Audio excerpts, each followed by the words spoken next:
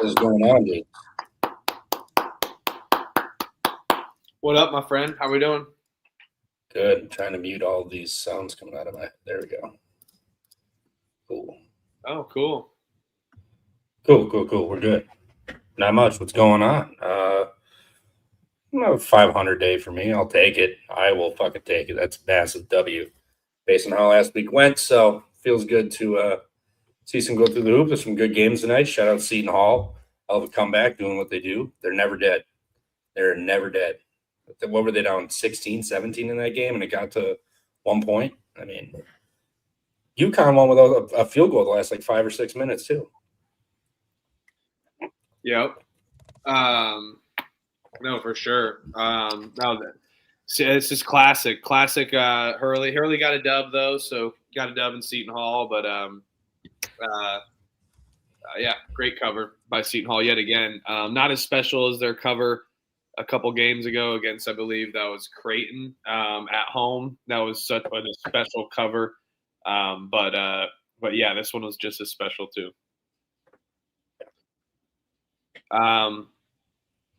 Let's go. Pump Fake Pod here. We're brought to you by Rhythm.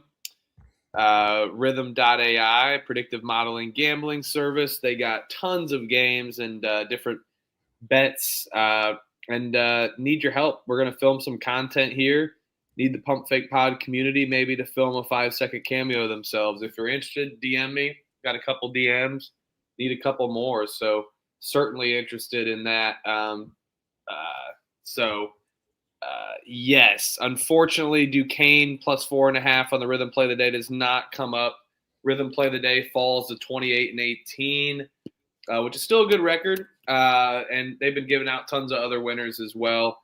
Duquesne loses by 5. They fought back, and we're playing tough for sure. But yeah, Rhythm Play of the Day 28-18. Make sure to sign up for Rhythm using promo code PFP25. They got some awesome stuff, and we got their CEO coming to join the Pump Fake Pod as well here over the next sometime in the next couple weeks. So going to get a date locked in, but it's for sure happening. And we'll learn more about the Rhythm story, and the Rhythm CEO will come out and drop a couple bangers. We know what happened last time when the Rhythm executive came on, gave out plus money.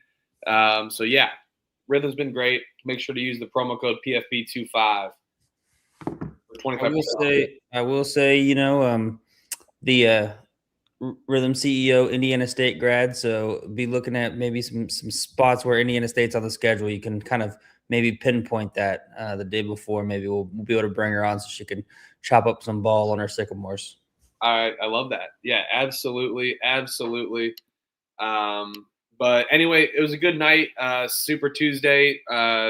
Started out bad. I was 1-4, 3-7 at one point, but went on a banger. 7 straight bets won after that. So sitting at 10-8 currently. We got 4 games left. Florida State plus 9.5, Creighton minus 9. So maybe hopefully go 1-1 there. I believe Creighton and Georgetown just went to overtime. So maybe a amazing cover, but not banking on it. So hopefully get a 1-1 here with Florida State, and then move on to 11-9 on the day with USC and UNLV remaining. Shout out my guy, Jeff Sharp. I don't know if you're here, Jeff Sharp, but I did this for you tonight. Huff. 11-9 with 2 games left. Yes. Flash this up for you since you don't go on the picks page. Appreciate you, bro. Hopefully you get to see that. If you hop back in the chat, I'll show you again maybe an updated record as well too. But yeah, how'd you guys' night go? Trevor, you said 500. Elliot, where you at? Yeah, I am right now currently 8-9. However, starting 0-5 and 1-6, actually 1-7. Sorry. So started over 5, 1-7 after the UMass team total over 81.5 came through for me. But I've turned it around 7-2 in my last bets. So 8-9 on the night so far. 2 bets pending. USC minus 9.5, UNLV plus 4.5. I already have Creighton as a loss. I booked it as a loss. So would love to change that from a red to a green, but doubt that's happening. But it's already marked. So 8-9, 2 bets pending. USC -9.5, UNLV +4.5. Shout out Fresno State. Florida State. We don't need them. Florida State covers as well just now. They lose by 8. Syracuse, a nice little run at the end there. So 11-8 with Creighton, USC, UNLV remaining. It's going to be a good night regardless.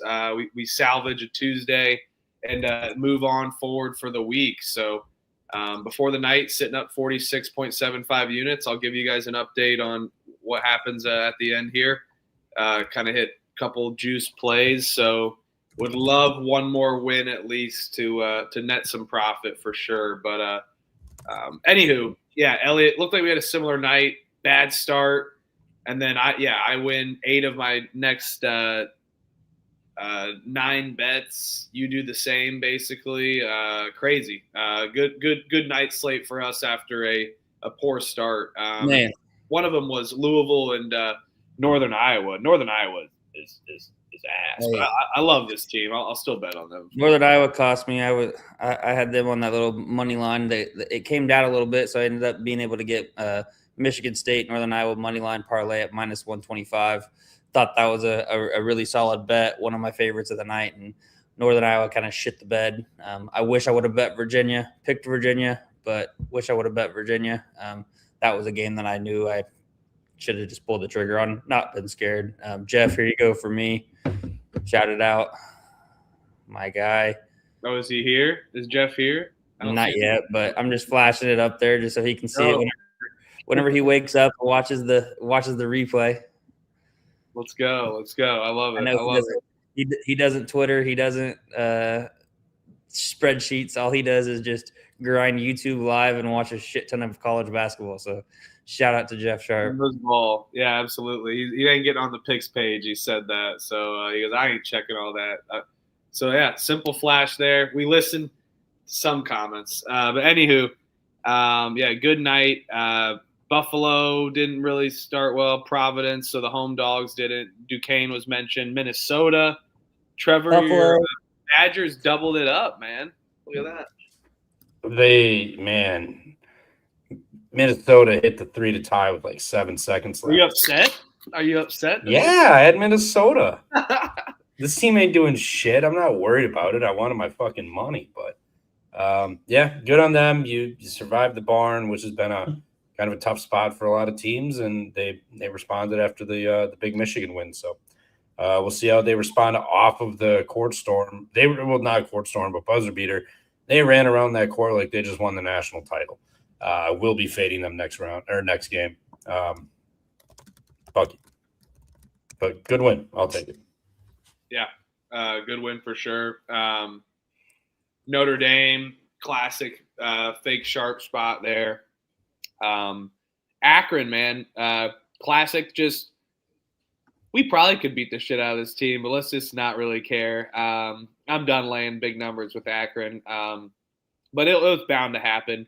They'll kick the shit out of somebody, but if you can't do it to the worst team in the MAC in my Ball State Cardinals, I don't know, man.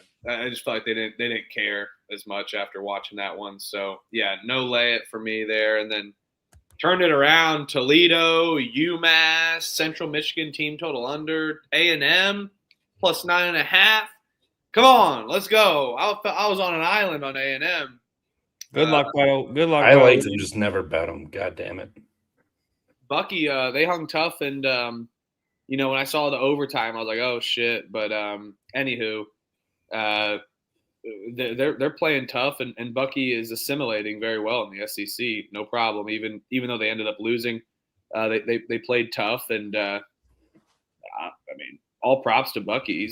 He's up there right now for one of the better coaches this year. Yeah, they're spot proof. It seems like they show up and play no matter what, no matter where.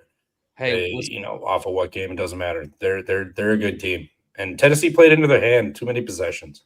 Wisconsin might be spot proof if they cover the next game after fading the buzzer beater. So you faded going and beating number 1 undefeated team in the barn on the road. they came through. Now, if we fade them against the buzzer beater and they come through, they might be spot proof. Man, Minnesota was up double digits in the second half. What the fuck? I can't believe Trev is complaining about his team winning. Actually, I can't. I had Minnesota. I can't believe it. Actually, I can't believe it. I would never complain about my team winning. I can't believe it either, bro. No, I mean, it's cool to win, but I know this team's not going to do anything all year, so I would have liked my money for fading them, but it is what it is. Go win the national championship since you want to cover it. Yeah, and I mean, spot on cap on Michigan State. Speaking of teams losing, and emotional hedge potentially, but easy play on Michigan State. Called it. Perfect cap. IU plays tough for a little bit, then they fizzle out, get tired, and Michigan State's going to out with the physicality of Michigan State, and also just being able to out rebound. So easy dub there on Michigan State there against IU. But when I'm going to Indiana this Saturday with my wife to watch Iowa, we're going to see a Hoosier dub and probably a Hoosier cover at home. Let's go. Bounce back after that. But, yeah, great win for Michigan State there. They're one of the better teams, and my Michigan State Big Ten future is looking even more better by the day. Yeah, that's not a bad ticket to have, especially that Minnesota or Michigan loss was huge for you. Yep, it'll keep rolling. West Virginia team total under. Great bets for the Pump Fake Pod there.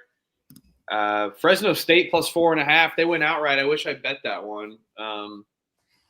Man, that talk about a great spot there for the Bulldogs, right?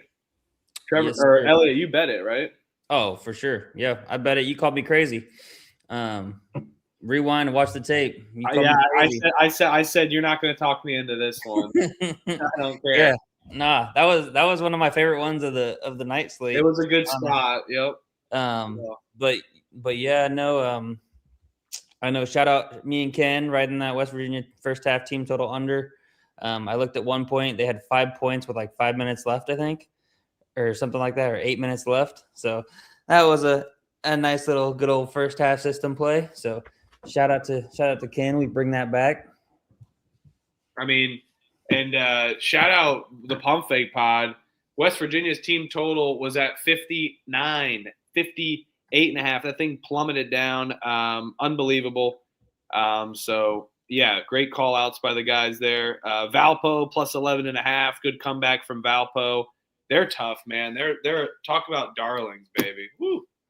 I love that. Freaking love that. I love Valpo. One of my favorite teams this year. And I think they're tough, and they can play with either side of the ball, too, in any style of play, whether it's up-tempo or kind of like a more cut-and-slash kind of team. And then Kansas plus 4, easiest bet on the board. Kansas plus money against an Iowa State undefeated team. Too easy. Jayhawks, Fog. Let's roll, Big 12 resident. Let's freaking go. Great. Oh, yeah. You know, when I logged into my DraftKings and I saw there was a 30% boost on the game tonight, so I had to just, put a little 30% boost. KU money line boosted up from plus 142 to plus 185. So that swings me into the green. Obviously, I didn't track that pick, but shout out to the Jayhawks coming through on the money line as well.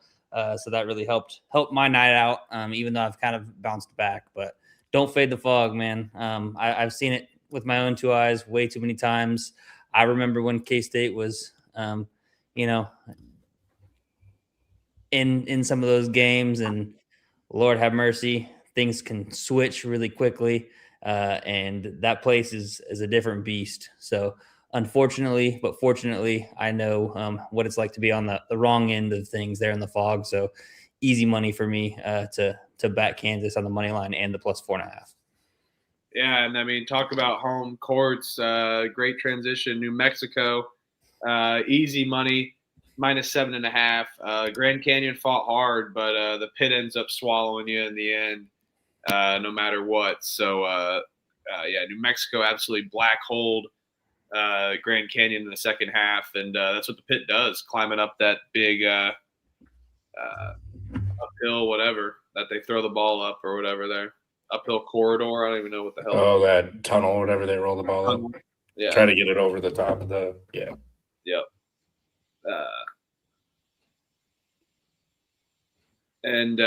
Yes, let's freaking go. So great bet. We got a couple more bets left. So hopefully USC comes through and then UNLV. But we're rolling. Getting it done. Good day. Good day. And then any other bets that you got there as well too? just San Fran +6 for me. How about Nebraska? Why are they not ranked in the top 5 in the country? They should be if they continue Lord. this. Played Oregon. Let's pump the brakes. Oregon's trash. I mean, look who else they played. Yeah, it's Nebraska at the end of the day. I will go down. I mean, I will go down fading and talking shit about Nebraska the whole year. If they happen to have the best year in there, which they are, but if they continue that throughout the whole conference play and everything, so be it. But all right, it's Nebraska. I'll continue to battle you, and my pockets will be fat. Yep. They're gonna get overinflated here soon enough, especially in conference play. I mean, laying 10 was interesting. Yeah, I wish I mean, not overthinking it or whatever, but 55, golly. Yeah, I mean, Oregon's bad, dude. Oregon's got major problems, and I feel like it's kind of like a transition year for maybe these, like, not transition year, but few transition years for these older coaches that are just, I mean, kind of struggling. But Oregon's been banged up. They've had some problems, but no, they're bad. They're definitely not going to make the tournament. They haven't been good for a couple of years, it feels like. I should have freaking bet Nebraska. I was a scared play again. They were okay last year, but yeah, They didn't do anything after the player era. Right. No. Miami of Ohio, another undefeated team. Shout out to Miami of Ohio, taking care of business against Central Michigan. 161, 39-point win. They just keep rolling. Let's freaking go. Con Man, thanks for the donation, my friend. Appreciate you tuning in, clocked in for another overnight shift, ready for some real ball knower breakdowns. Let's freaking go. Yeah, we're going to break it down, D-Generation X style. Break it down. Let's freaking go. Thanks for your donation, man. And we just appreciate your support and tuning in. Overnight, replay watchers, live watchers, appreciate you guys. But yeah, Miami, Ohio is unbelievable, and yeah, some great spots there that we hit on. We got another bangers tomorrow. I mean, Wednesday, man, they're packing a punch in. Talk about great slate. Got all the P5s playing. Got the mid majors sprinkled in. Got 100 7:00 games, 8:00 Eastern games. It's Wednesday's a fun one, man. I got to admit, I enjoy Wednesdays after how much we were talking up Tuesday. Tuesday's kind of more of that like main event, like let's just get these games rolling, 25 to 30 games max. And then Wednesday just comes in hot with all of college basketball. Yeah, I feel like this week, like there's some marquee games today, like KU, Iowa State, things like that. I think, we had a few of the better games today, possibly.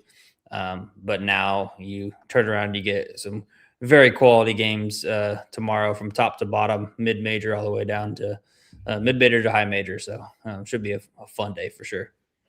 Yeah. Yep. Well, good day.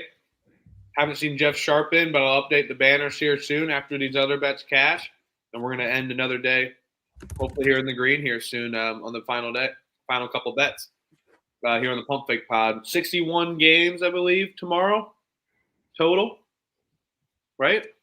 Yeah, correct. 61. Let's freaking go. 61 games. That's a banger of a slate. And then I think when's the final game? It ends at 11. So yeah, games on from 6 to 11. 7 hours of college basketball for a good little hump day. I'm in. Let's frickin' go.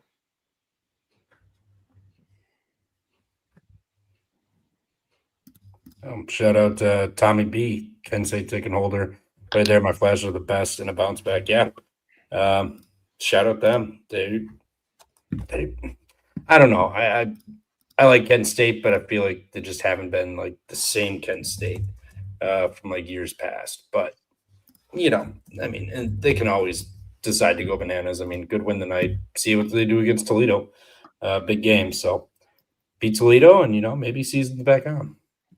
Tommy, when did you play at Kent State?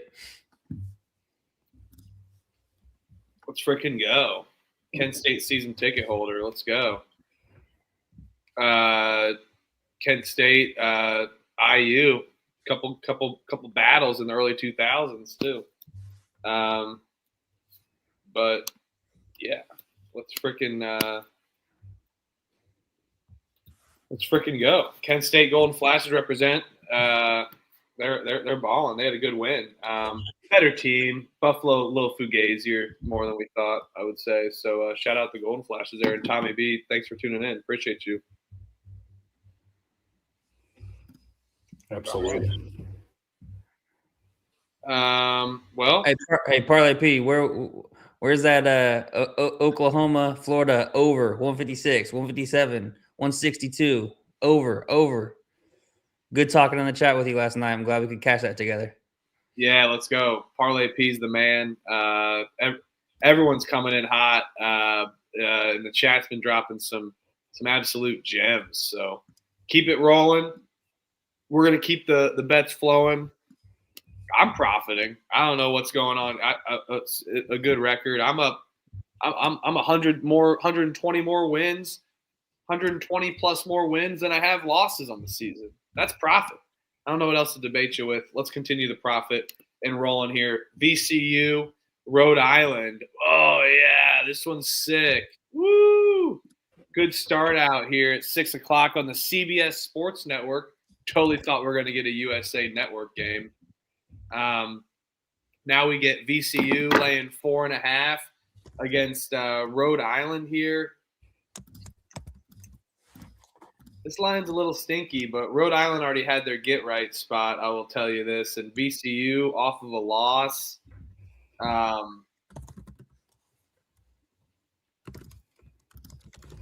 going to – oh, God. I know that Rhode Island's a fun one, and they're decent at home, and they're kind of due. But how well they played against Davidson, which I bet on Rhode Island, it's not necessarily just a whole a whole little fade spot of Archie Miller every time. But this time I'm going to off of a win.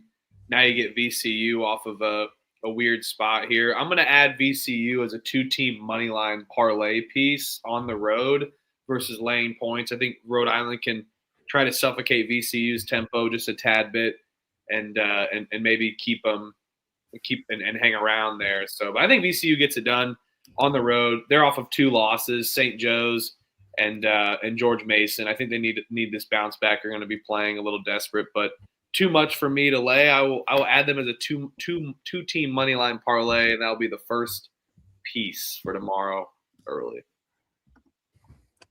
Yeah, I'll take VCU's. Feel square shit, but lost back-to-back games. You got Rhode Island coming in here. They beat Davidson by 25. Davidson shot 3 of 17 from 3, 63% from the line, and then 46 inside. They just couldn't hit anything.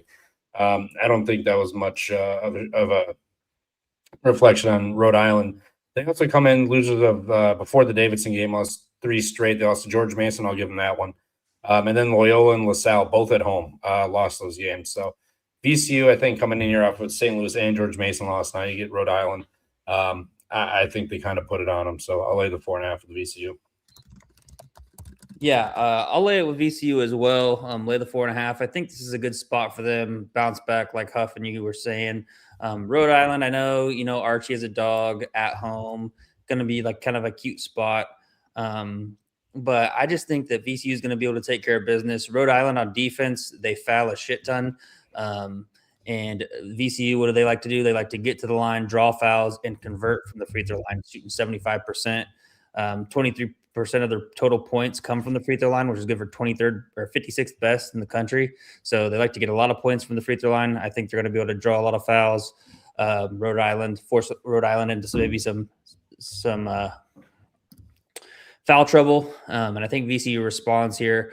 4.5 does seem kind of short, but I really think that VCU wins this game by 8 to 10 points, maybe like a similar line to that Duquesne game where they won that game, 93-80 on the road. So I will lay it with VCU and I will lock it.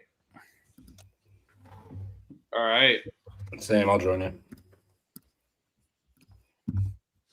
East Tennessee State's laying 3.5 against Western Carolina. Over-unders 135.5 here.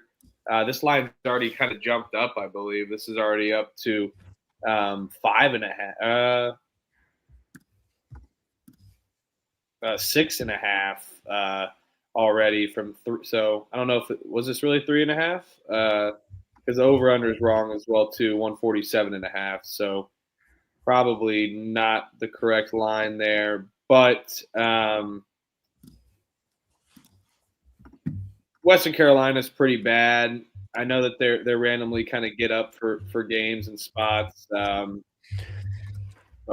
this I'm not going against my ETSU team. I think this is just a little too crazy, but for some reason Western Carolina feels like a random Fresno State spot here, like with Colorado State tonight.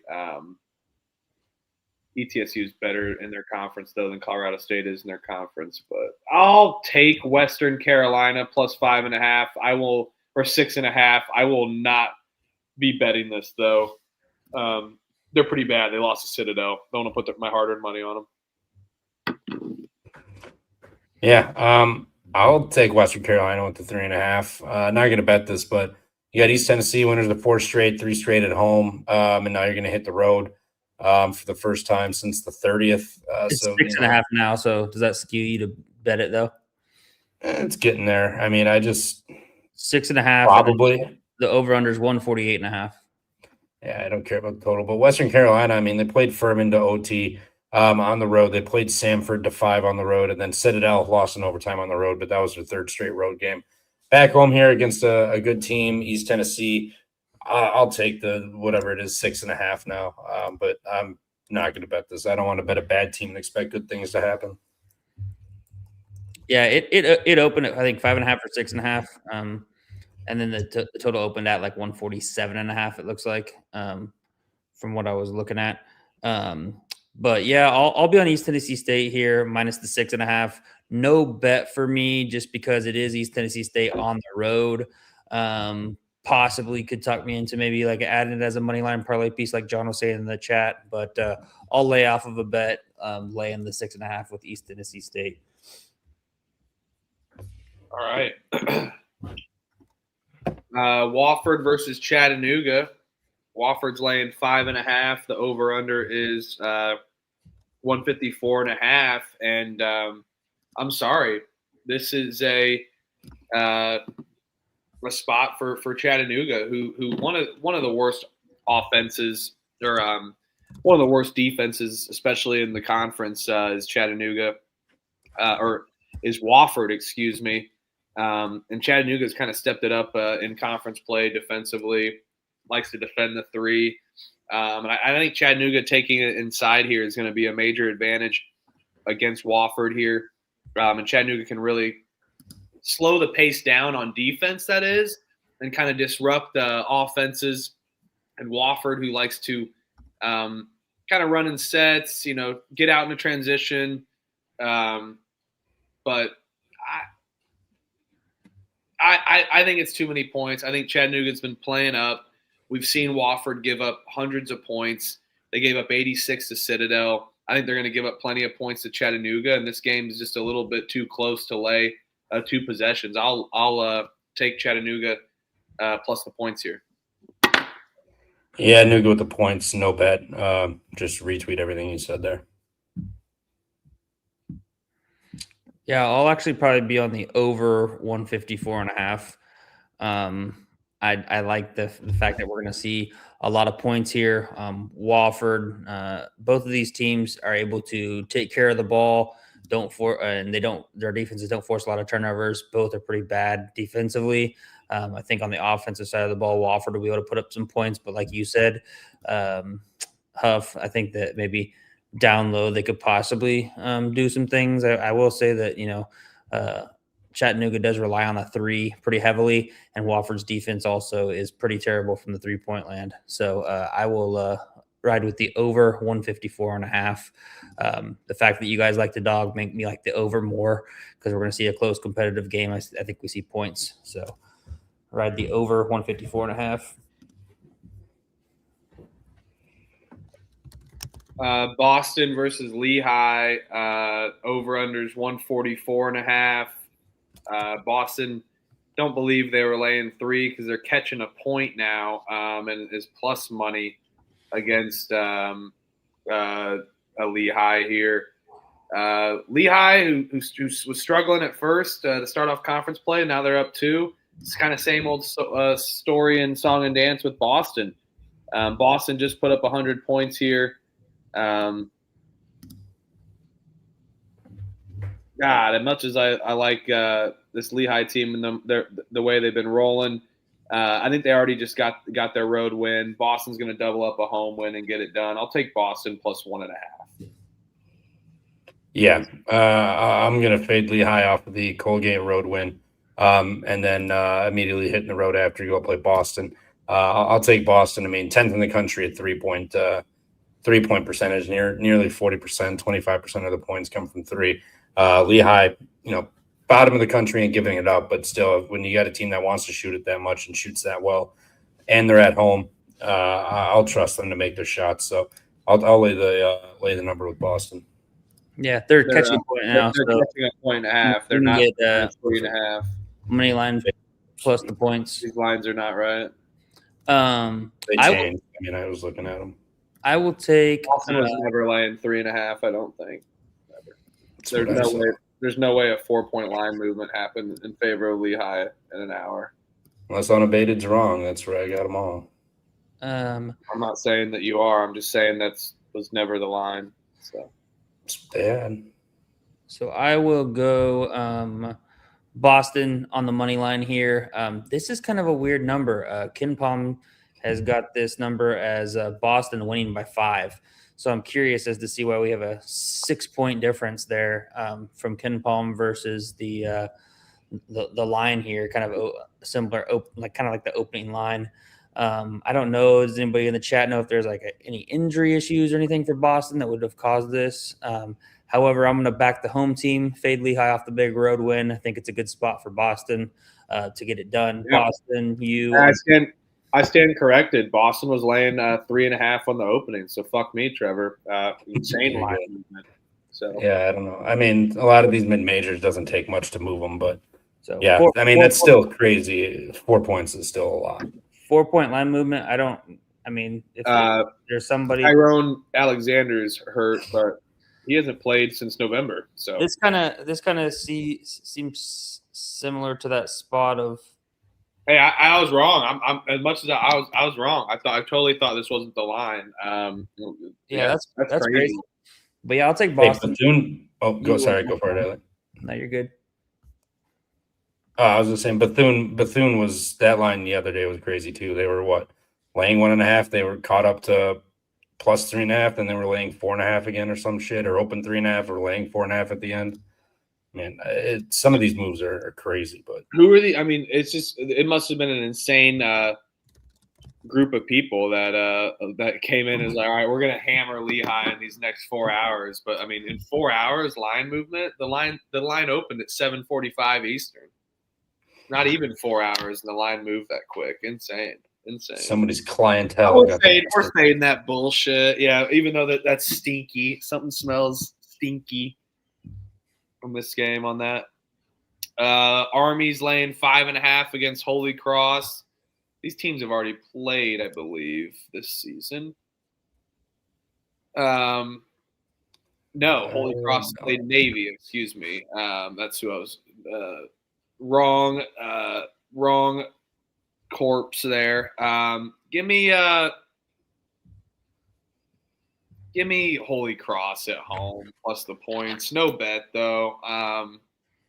They've been kind of rolling a little bit. This is a weird spot for Army too, who maybe wanting to try to play a little bit desperate after losing 3 straight.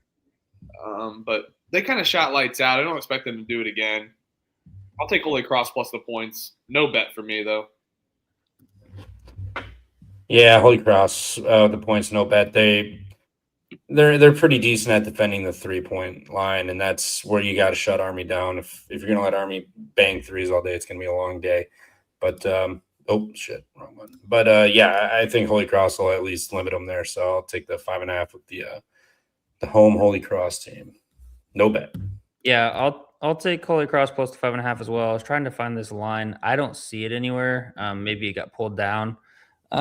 But if it is 5.5, truly is, I'm gonna bet Holy Cross. I like to back them at home.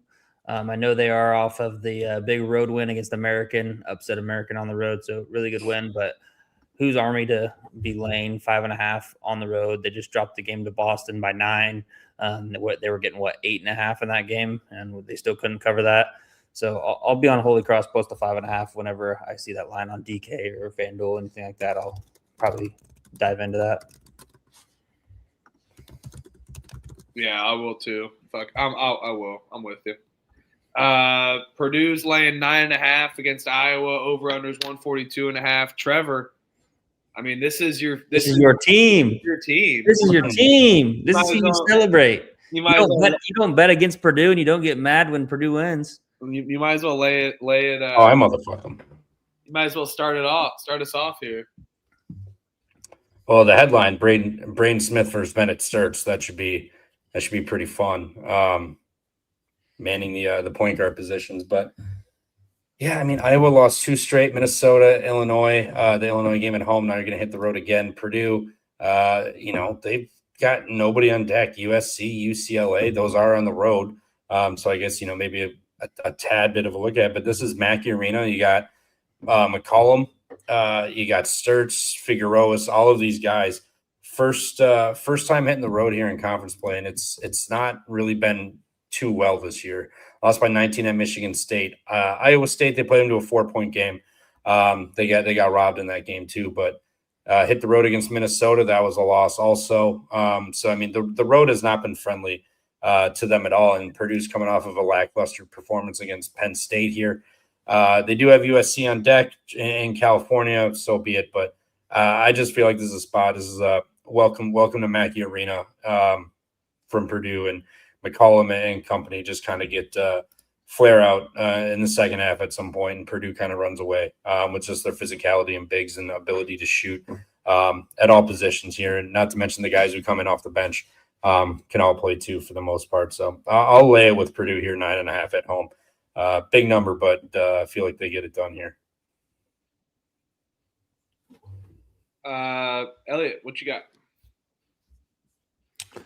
Yeah, I will. I'll lay it here as well, but I could see Iowa's pace of play and just Bennett Sturts having a 30-8 type of a game to kind of keep them within striking distance. So I'll lay off of a bet, but I will lay it with Purdue minus the 9.5. I will take the. I see Iowa plus 10.5 available on BetMGM. I like that. I think Iowa's, you said it best, their pace can step it up here. Iowa, they're coached well. I mean, they fought hard in the end against Illinois, but they really no-showed on offense and really struggled on defense. But we've seen Purdue kind of no-show a little bit at home on defense as well. Washington only by 8. Penn State by 12 when you're laying a big number, and allowed 85 from Penn State. So, yeah, maybe they're due for a drilling, but now you're welcoming in Iowa, well-coached. Iowa has been on the road, by the way. They went to Michigan State. It's been a while, but they went to Michigan State. They're familiar with the road environment. Mackey's a little different. Now they're going to here and Indiana, getting a whole little Indiana bite. Iowa covers this one, gets up, they lose in assembly. It's just a magical week for me for that for the Iowa spot here. I'll take Iowa plus the points. I think 10.5. Don't know if I should wait to bet this, though, is one thing I want more to say. I'm not going to wait to bet this. I'm taking the 10.5. I will also say that looking at Rhythm, they've got the over 141.5 as a parlay piece. So, kind of sometimes you don't see the straight over as the parlay piece there, but just as an FYI, parlay pieces, they're have at least 60% win probability, positive edge versus the sports book, and strong recent form hitting 7 of the last 10.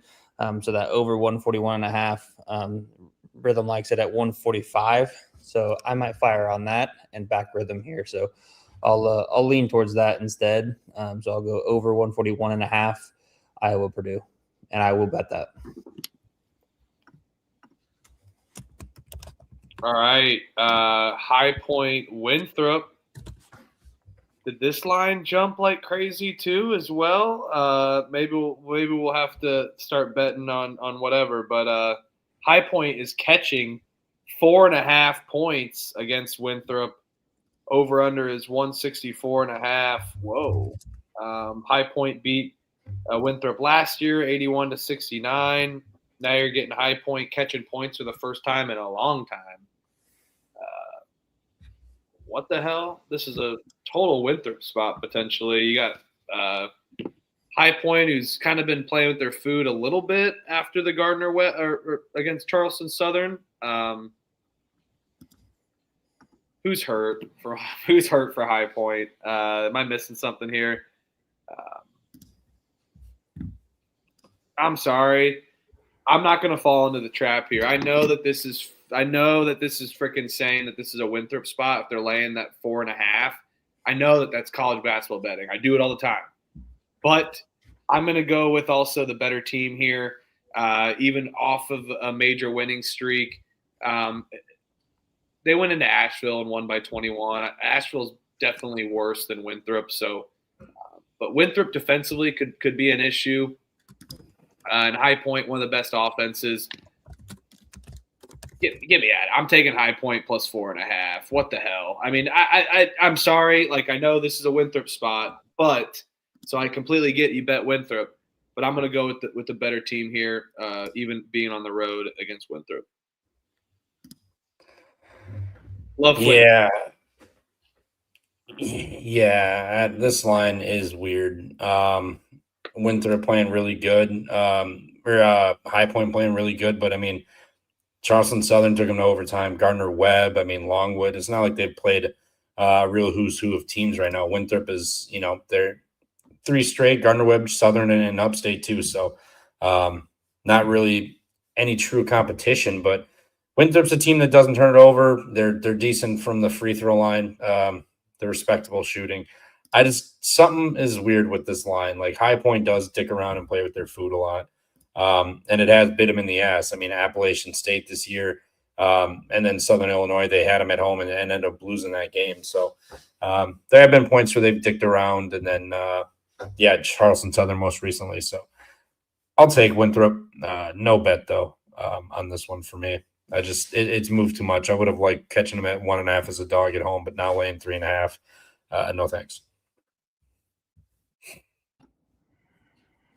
Yeah, I will also be on I'm probably going to be on High Point. I'm going to kind of eat the soup here. I just think High Point's the better team. They're not going to be, personally, in my opinion, they shouldn't be playing with their food. This is, the second best team there in Big South. So they're going to want to give max effort game against this team and kind of prove the point that they run the Big South. I think they're the way better team. I'm trying to decide if I'm just going to attack it with plus 3.5 in High Point, or if I'm just going to roll with the over 163.5 because, Winthrop, they can put up a lot of points. Their offense is really potent and good. However, their defense sucks and lacks. Both teams play with pace. I see this game in the 80s, so I don't mind the over. I'm seeing 163.5 in some books, so shop around. But, yeah, I would be on I'll either be on High Point plus 3.5 or over 163.5.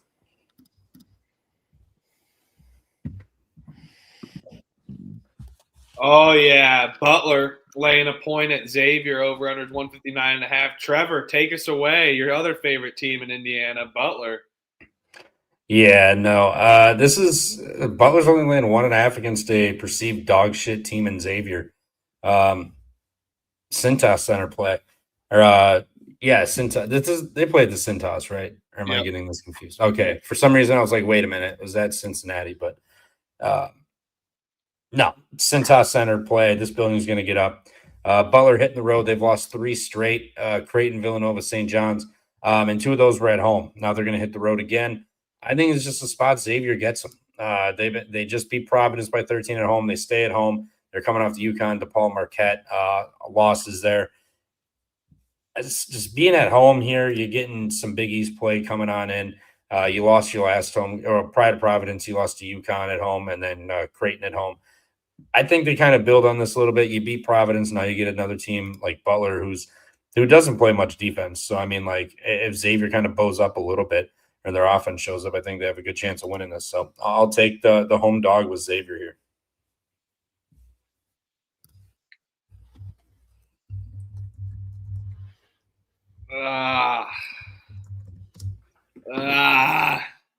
I'm gonna battle you here. I know it's Cintas Center. It's great and all, but I mean, it ain't gonna be that jumping for this team. They gotta start playing a little bit better.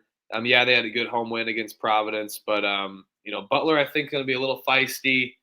Just kind of worried more about Butler and the way that they play. I mean, I think if anything, could see a Butler first half money line. We've seen them come out so many times, super hot, and play about 20 minutes of good basketball, and then just then they go really cold in the second half. So I kind of like that angle. I'm going to go Butler first half money line against Xavier here. I think the line's just a little bit telling to me, and I think Butler's going to come out hot, and maybe Xavier gets it done in the end. We both win. Yeah, I'll ride with the Xavier at home here. Short little money line dog. I think they're going to be able to protect home court again, just like they did against Providence. Butler going to be playing desperate, so will be concerning just with starting out 1-4 in Big East play. But Xavier 2-4 as well. They've dropped 2 at home, like you were saying, Trev. I think they get it done at home against Butler here. I will ride X on the money line. All right. Maybe I should just since you're on first half money line Butler and Trev's on the Xavier full game, maybe I go razor sharp play and do first half double result Butler, first half Xavier full game. Wouldn't that just be awesome? I wouldn't do that. I like Xavier, and it's a Butler game, so it means Butler's gonna pull this one out. Oh damn, I forgot. All right, yeah, Uno reverse. I would recommend not betting Xavier. If you're on Butler, you're sitting pretty right now. Famous last words. Give me Georgia's laying 10.5 here against Ole Miss. Over under is 159.5. Ole Miss just got a win. Georgia kind of bouncing back here. Had a nice little road win against South Carolina. Kind of played a slugfest kind of game. They've been hanging around, not been able to score as much. I'm going to take the UGA team total over 84.5. I know Ole Miss was a slower paced team under Chris Beard and kind of the style that they like to run, but Georgia up tempo. Mississippi, their defense can hang in there, but we've seen them give up this number 84.5 plenty of times to Arkansas, Oklahoma. Plenty of times in the SEC, and now they're getting a fast-paced Georgia team that's probably going to come out hungry at home, who's scored well over this number plenty of times besides the last 2 games in a row. I think they bounce back here and get this done. They score like 86 to 90 points, going team total over 84.5, Georgia. Yeah, that was what I like too. Georgia over 84.5. They put up buckets in bunches. They get the rebound, they're running down the floor, taking a 3 or getting at the rim. So I think Georgia bounces or gets back here. They were just on the road for 2. Back home, Ole Miss off of the home win after dropping 2 straight. Now you're going to hit the road to Georgia. I just don't think they have the horses to compete and play a full 40 minutes with Georgia. Georgia's just going to keep running and shooting. So yeah, over 84.5. I think if they cover this 10.5, they obviously are going to score 84.5. But I just like them based on what they've done at home. 84.5 feels like a low number. And for everyone in the chat, Georgia's laying 10.5. I know the 10.5 is on the left side, so oops, my bad. I didn't move it. But Georgia's Georgia's laying 10.5, not catching 10.5. That would be a take the mortgage out bet for me if they were catching 10.5. John Napolitano says he's not going to be surprised if Georgia wins it outright. 10.5 point dogs, big money line call. Yeah, I will be on.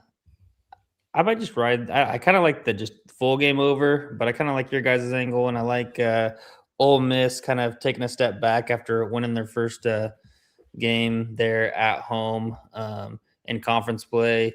So I don't mind going in with you guys and riding the team total Georgia over 84.5.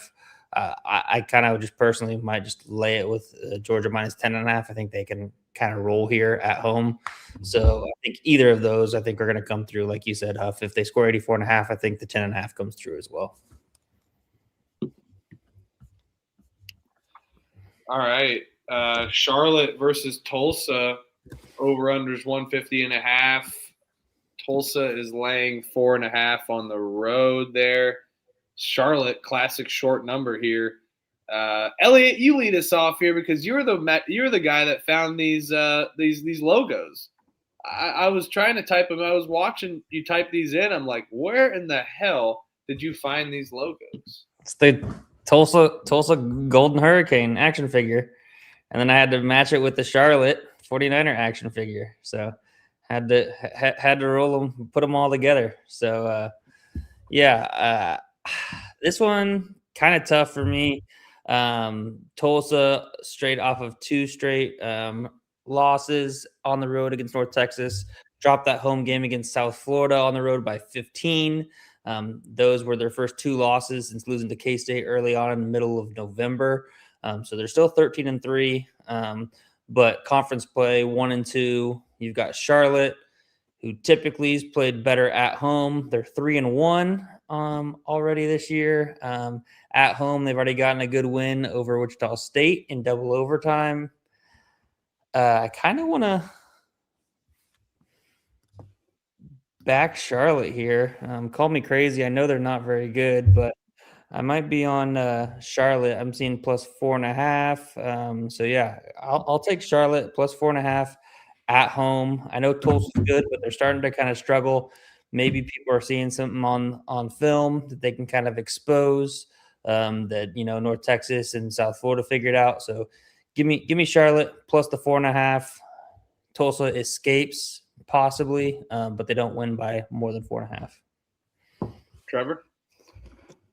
Yeah, I just don't really care for the Charlotte team. I mean, I know they call Wichita State and then in double overtime at home. So, I mean, they have popped up at home, but Tulsa back-to-back losses hitting the road, getting a Charlotte team that they should be able to beat up on.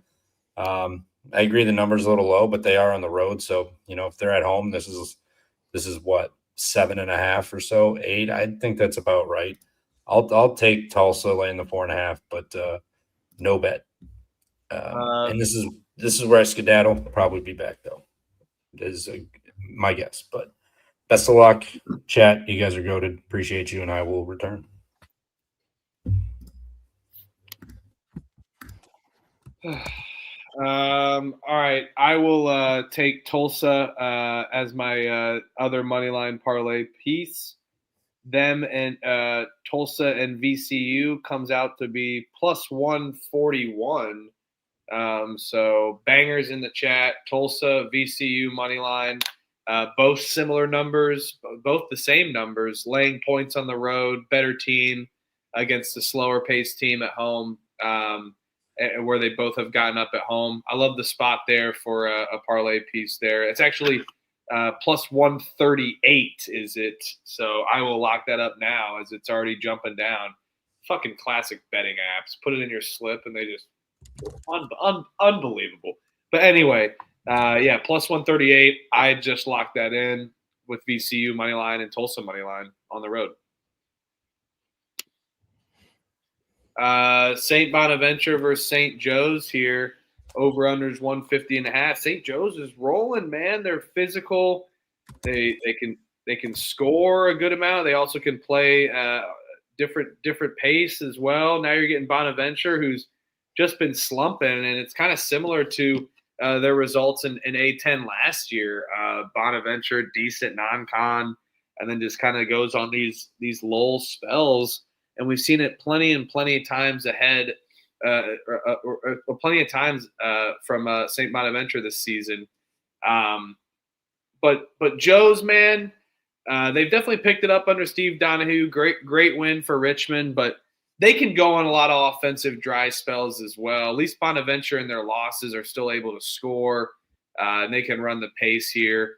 I think Bonaventure gets right after 3 straight losses here and bounces back against St. Joe's, who is going to be a little hungover after winning 2. I like Glover Toscano for St. Joe's, and I think it's going to be a great matchup for him and Frank Mitchell from St. Bonaventure. So we'll be excited to watch those two. But I think Mitchell and Bonaventure is going to be able to get it done on the road. I'll take St. Bonaventure on the money line. Yeah, I think you're right here. I think, last year, St. Bonaventure and St. Joe's, they played once. It was at St. Joe's as well. St. Joe's beat them by 11. But now we're getting a, new coach for St. Joe's. I think Mark Schmidt and the Bonnies will be able to get it done here on the road. Like you said, I think their offense will kind of prevail here. I know St. Joe's can be pretty feisty on defense. However, like you said, they sometimes lack scoring and can go on some scoring droughts. I just think I typically like to back the better defense, but here I'm actually going to back the better offense. I know it's on the road, but St. Joe's winners of 2 straight, Bonnie's losers of 3 straight, 0-3 in A10 play. They're going to come out the more desperate team. I will back the Bonnies to get their first conference win. Yes, sir. Let's go Bonnies. Sam Houston State laying a point on the road against Jacksonville State. Over under is 150.5 here. Looks like this line is flipped a little bit in Jacksonville State's favor at home. Talk about slumping. Sam Houston State as well, similar to like a Tulsa type of vibe for me coming into conference play. Jacksonville State at home has been friendly, but again, a team that can go on massive dry spells. Sam Houston could be due for a get right. I'll take Jacksonville State on the money line at home. I think that they bounce back or off of a Kennesaw State loss. They play well at home, at least defensively. But this will be a no bet for me, just due to the fact I think Sam Houston's a little better on paper, and we'll see how long Jacksonville State's defense can keep up against Sam Houston State's offense. So no bet for me on the money line there. Yeah, I'll take Sam Houston State on the money line. I think they get right here. Offensively wise, I think Jacksonville State's very challenged there. They also shoot the free throw very poorly. Sam Houston State can convert from the free throw line. I like that in a kind of a short game that should be very close and competitive. Give me Sam Houston State on the money line. I will go ahead and bet this.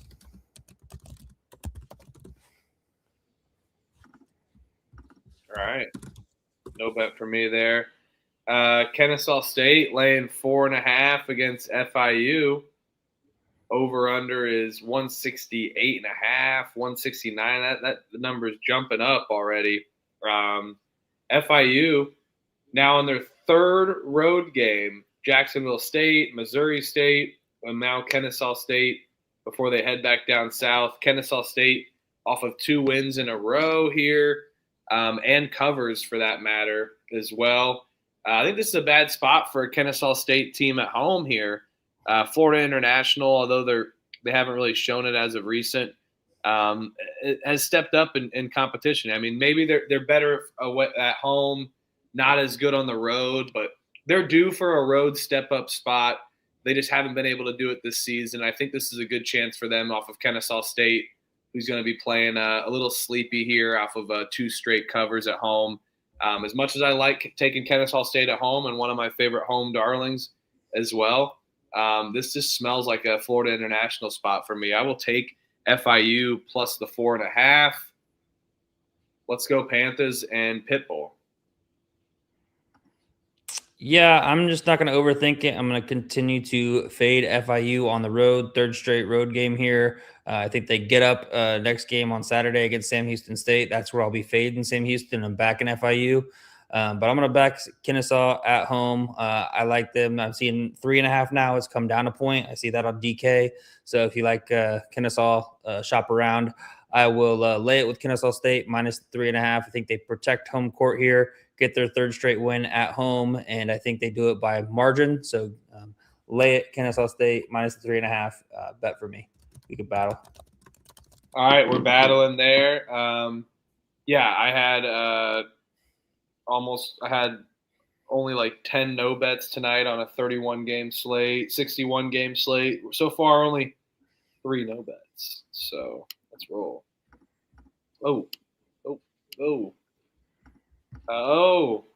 Indiana State is catching 6.5 at home here against Illinois State. The over/under is 144.5.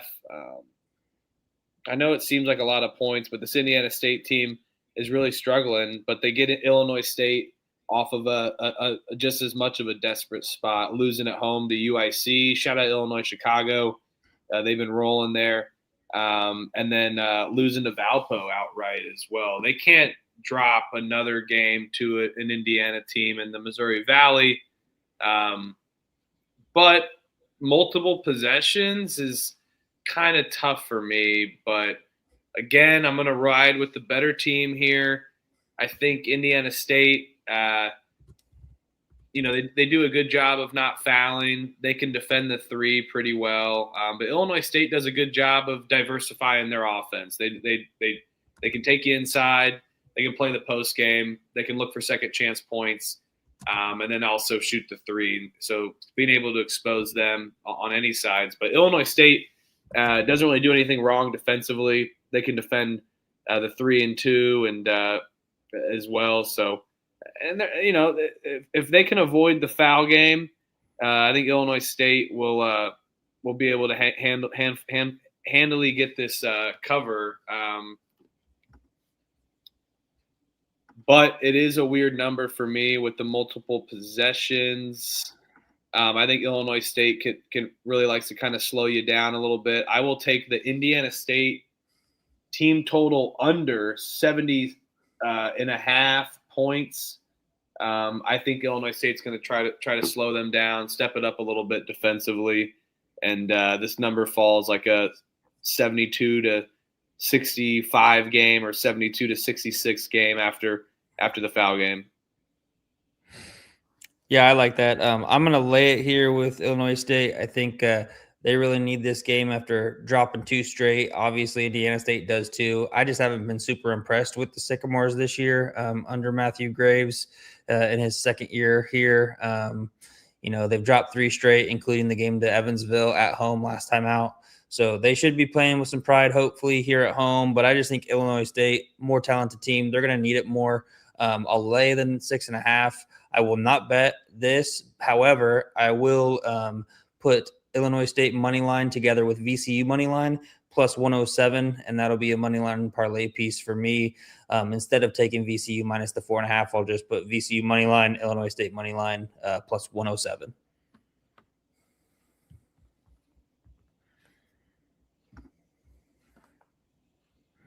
All right. Samford's laying a point against Furman. I have that backwards here. Furman is laying a point on the road against Samford. Samford randomly kind of gets up in spots for sure in home, but man, I just don't trust this Samford defense. It's been a a major issue. Now we're getting Furman getting to lay points on the road. I think it's a little bit telling. Now we see Furman being able to lay points even on the opening, and now that this is flipped as well in Samford's favor. Get out of here. I think Furman's going to cover this. I like the 1.5. I'll even wait to bet it at the end of the show if this is going to continue to climb and move in Samford's favor even more. But I like the plus 1.5 in Furman's favor. I think 12-5 versus a Samford team that is just struggling is going to be an issue for them. I think Furman's just a tad bit better, and Samford's defense is going to be an issue, and Furman's going to step it up on the inside game. And if they can knock down their threes against Samford's bad 3-point defense, the Paladins are going to get this done on the road. Yeah, I'll take Furman plus the 1.5 as well. I like the Paladins. Typically, I like to back them more at home. However, like you said, Samford's defense is just absolutely terrible under Lenny Acuff in his first year there. I don't like trusting a terrible defense. Meanwhile, Furman has a really good defense. They don't foul, and that's something that really Samford tries to get to the line a lot. So I think that'll be a struggle for Samford to kind of create free throw opportunities. And then Samford still does shoot a lot of threes, and that's something that Furman defends well. Like you said, on the other side, Samford doesn't defend the three well, and Furman really likes to take advantage of that. Both teams kind of suck from the free throw line, so that kind of washes out. I just think Furman, better team, better defense. I'll trust the better defense against the terrible defense. And so give me Furman on the money line. Defense travels. Furman plus 1.5. Sorry, I forgot that it flipped. Yep. All right, George Washington is laying 11.5 against Davidson. Over under is 146.5 here. Davidson's terrible. George Washington too gets to get Davidson off of an ass kicking, unfortunately, though. So I expect them to definitely step it up offensively after only putting up 45 points. But we've seen George Washington. They can score 80, no problem. They just put up 101 against Loyola. I've been riding these George Washington team total overs. They've been profitable. But just because they just scored 101, I think it's a little too square for me. So I'll wait to bet this maybe for a live play, but probably a no bet. George Washington team total over. I think they step it up against Davidson's defense, and David's going to have to step it up offensively too after putting up only 45, which in theory would make George Washington score more as well. But kind of a high number for me, so staying off, taking the team total over, but we'll see if I do. Yeah. I'll lay it with the Revolutionaries here, laying the 11.5. I'm not going to bet it, though. They just came off of that win where they absolutely trounced Loyola Chicago by 35. I mean, I think they could repeat it and win it again by, 15-20. But it does kind of scare me a little bit that Davidson's off of that 25-point ass kicking at home to Rhode Island. So they're going to come playing with some pride. They do play at a slow pace, so they could possibly stay in it. But I think George Washington just runs them out of the gym. I'll lay it with the Revolutionaries. No bet, though, at this number.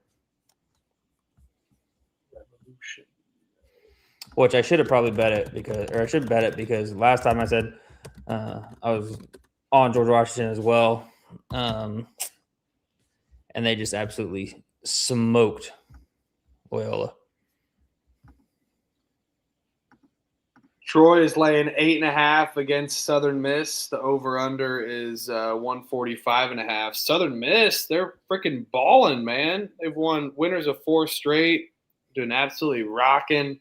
Look who they played, though. Stepped it up, and that's exactly what I was going to say. Look who they've played: Monroe, Texas State, Lafayette, and Monroe. Congratulations. You got an easy bet there. I will take Troy minus 8.5. I like this bet. I think Troy's one of the best teams in their conference. They've been stepping on these low-end teams, and now they get to go back home They're going to get a double-digit win against Southern Miss and win by 14 points. Give me Troy at home against the Miss. Yep, you and John are correct. Double-digit win by Troy here. Give me Troy minus the 8.5. Lock it up. This will be a bet for me. We've kind of seen that Troy does like to play some close games. However, in conference play, they've really been stepping it up and kind of blowing some of these teams out. Now they, returned back from their 2-game road trip that they kind of split, lost to Arkansas State, beat Louisiana. I think they are happy to be back home, and they'll put it on Southern Miss here in a road game that Southern Miss is not looking forward to after they've won their first 2 road games in conference play, albeit Louisiana Monroe, Louisiana. So definitely significant step up in competition. Troy rolls here. And I agree to Juice. They better not play down to their competition. I will be upset, but chance I'm willing to take there. UNC Asheville Presbyterian. I don't see a line on this currently, so we can come back to that. I'll mark it down here so I can come back to it later, not forget. Colorado is laying, or Cincinnati is laying 7.5 against Colorado. Ugh. Who wants to lay 7.5 points with freaking Cincinnati? That is insanity. Wes Miller loves to just cry on radio shows. But this just feels like a Cincinnati spot. The line to me is super telling. You have Colorado, who's absolutely stepped it up here and have looked solid on offense, even against Texas Tech, only losing against 2.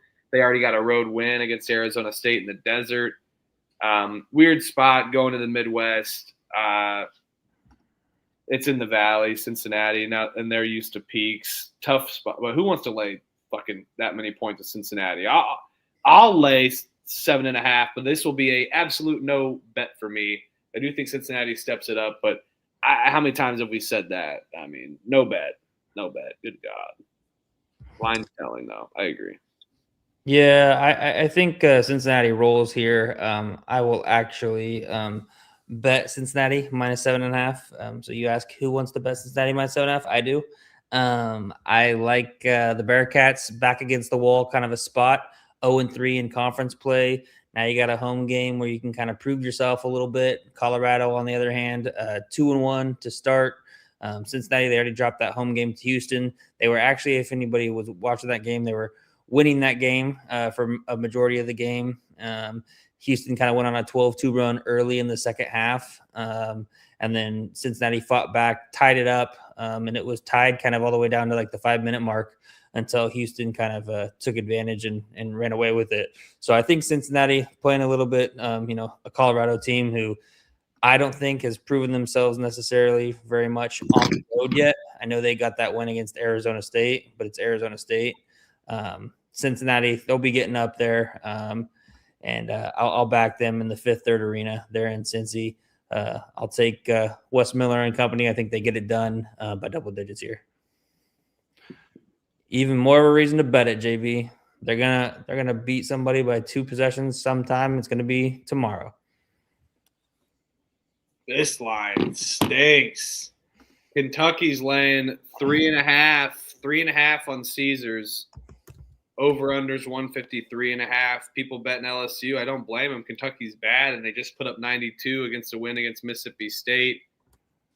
Oh, man. I didn't bet Kentucky, and I stayed disciplined off of them, so props to me there. I want to give myself a pat on the back for that discipline. Now you're getting LSU, who's fallen off, 0-3 in SEC play. This line kind of stinks to me, but we saw it with Notre Dame and Clemson. It was just a massive spot and get right. I'll take UK. No bet for me. Going to stay disciplined. I think Kentucky finds a spot here against LSU, and I'm not going to fall into maybe this fake dog of the day, in my opinion. So Kentucky, lay it, minus 3.5. No bet for me, though. Yeah, Jalen Lowe has been announced. He's an official season-ending shoulder surgery, so he will not be returning. I think maybe we get a one-game bump. I always like the one-game bump when a star player is out. I think it could be a little sharp spot with everybody's going to be on LSU as the short home dog here. Ken Palm even has this as LSU winning by 1. So you've got like a 4.5 to 5.5 point discrepancy on the line. So I think that maybe he's telling a little bit in Kentucky's favor, possibly. So I will lay it with Kentucky. Probably going to be a no bet for me, just because, I do think that Kentucky can get up here on that kind of a one-game bump with Lowe being officially announced out for the season. But I don't really trust LSU either. So lay it with Kentucky, no bet. Fairfield's laying 5.5 against Manhattan. Over-unders 156.5 here.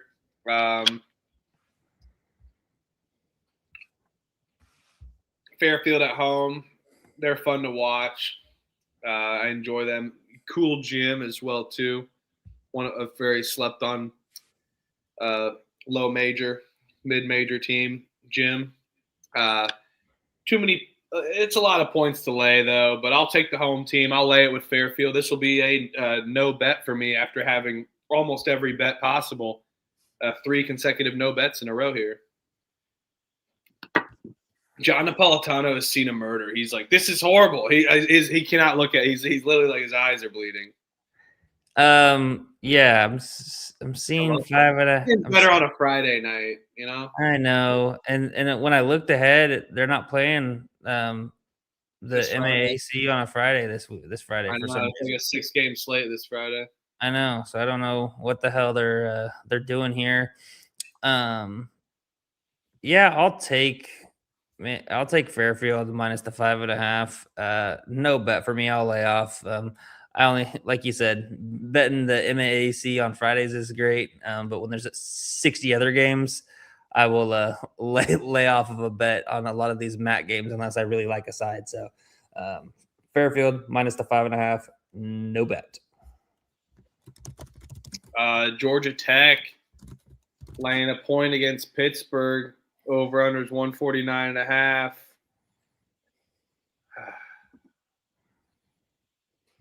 Pittsburgh's terrible. I mean, are they going to find? I mean, I know Georgia Tech is bad too, but at least they've gotten up at home. Unbelievable. I got to sit there and watch another Georgia Tech money line hit at home, and it's going to be some disgusting game like it was in the Boston College game as well. You think they're going to fire Capel? As they probably should. But I know. That's what I was thinking. Even with how Pittsburgh, they play such a slow pace, Georgia Tech actually has really good defense. I think that could be a problem for Pittsburgh's style of pace here.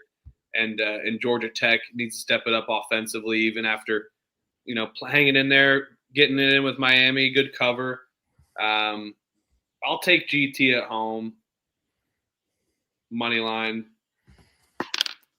Yeah, I'll take Georgia Tech money line. I'll bet it. I think it is a spot for them.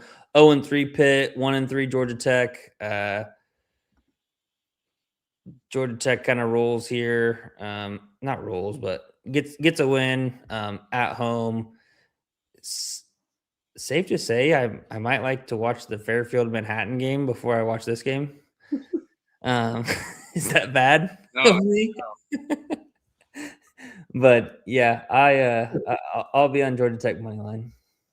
JB, I don't mind that under either. I think Huff wouldn't mind that under either, just with Pitt playing slow and Georgia Tech having a pretty good defense. Yeah, I like that too. I think that's a solid play. I'll write that down, but I think Georgia Tech gets it done. Auburn laying a point at Missouri. Over-unders 155.5 here. Is this line still the same? Yes. Shop around. You can get Missouri plus a point. You can get Auburn plus a point. Missouri just off of a road loss. They got a win against Florida, but it wasn't commanding. Auburn has kind of stepped it up, found its juice, but they need the jungle for the full juice. The jungle juice, some say, if you know what I'm talking about. That good old stuff. You mix the Everclear, all that jungle juice. I'll take Missouri at home on the money line here. I think Auburn is a tad bit better. I think Dennis Gates is going to do a little master class against Nepo Baby on the road off of a big win against Ole Miss or against Arkansas that they were super happy about in the jungle. Missouri wins this one, gets it done. Gates, get it done. Figure it out, Dennis, and get Mack and Phillips and Mitchell and all these guys for Missouri up and at them, and let's beat Auburn. Yeah, I agree. I'm going to be on Missouri at home on the money line. It does scare me a little bit that they really suck from the free throw line, only shooting 66%. But, I think backing the Tigers in Columbia is going to be profitable overall this year. Already backed them once against Florida. They were able to get it done. I think they get it done and go 2-0 in home conference games so far. Auburn off that really good win against Arkansas. I was on them. And so now they hit the road. I know they played really competitive, really tough game against Georgia. Lost that in overtime on the road. But I think Missouri gets it done here on the money line. Mark Mitchell makes some plays down the stretch in clutch time, as he usually does. Can play 1 through 5, guard 1 through 5. I love watching him play. So I think the Tigers get it done.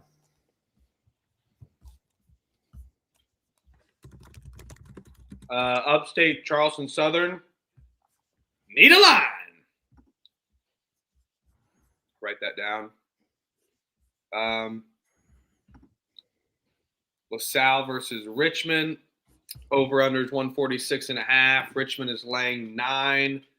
Richmond just had a loss. God, the books are obsessed with it. Yeah, let's make Richmond lay 7 to 9 points every time at home. And I don't know if they're like a worthy candidate, but some of these books traders do, and I get it. LaSalle sucks. Now you get Richmond off of a loss here. I will lay it here. Caesars has Richmond -8.5. I like that. I think that they get this done. LaSalle stinks. They have no answer for any type of offense. LaSalle looked okay against St. Louis, but they're not going to be able to roll anything offensively twice against a pretty good Richmond team that was getting their ass kicked and then held St. Joe's to 25 points in the second half. So, give me Richmond on a bounce back here. This is the game where the books and traders are right about Richmond laying big points. Yep. As John in the chat says, Louisville stinks. Richmond double digits, lay the 8.5. I think they respond. LaSalle? Louisville stinks too. I agree. Right. Yeah. LaSalle stinks. Yes. Richmond, though, I think they bounce back here, drop that game at home against St. Joseph's, 2-2 in conference play. They get right here, a little get right spot. LaSalle, don't want to back them at all. I like Darius Nichols, but man, they've been struggling so far this year. I don't think they're going to be competitive in this game. Richmond rolls, lay the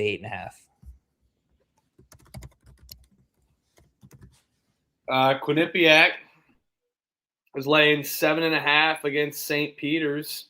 Over under is 141.5, but this line has jumped up a little bit, up to 143.5 here. Quinnipiac, good road win against Sacred Heart. Now they're going up against the St. Peter's team, who had a pretty good win as well. Quinnipiac's defense is solid, especially at home. They're going to be able to step it up here.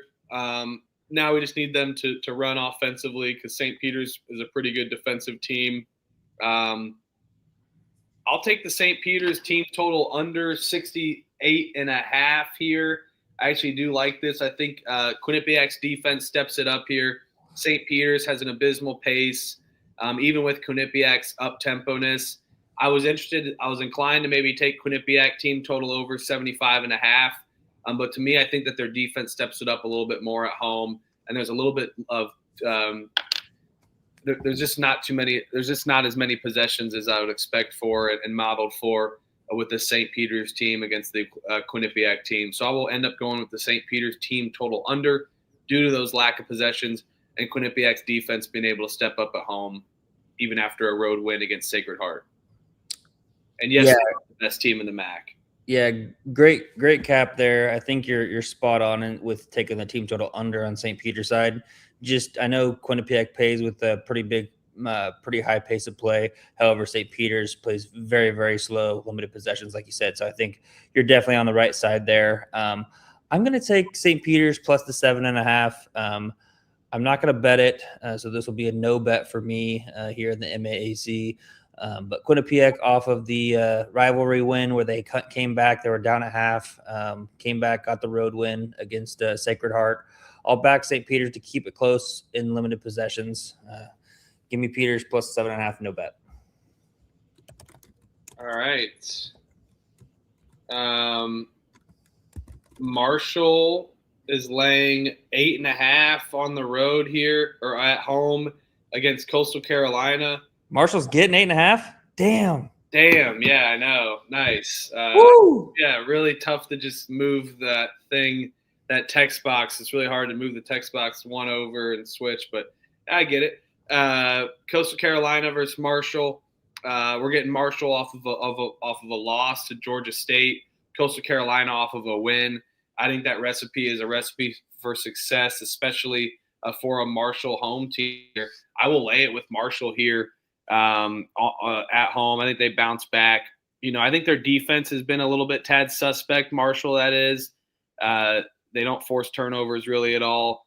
And we've seen them give up a ton of points. But luckily, they're getting Coastal kind of off of a good win against App State at home. Now they're back on the road. I think this is a Marshall defense step-up spot, and they get this done at home. Give me Marshall minus 8.5.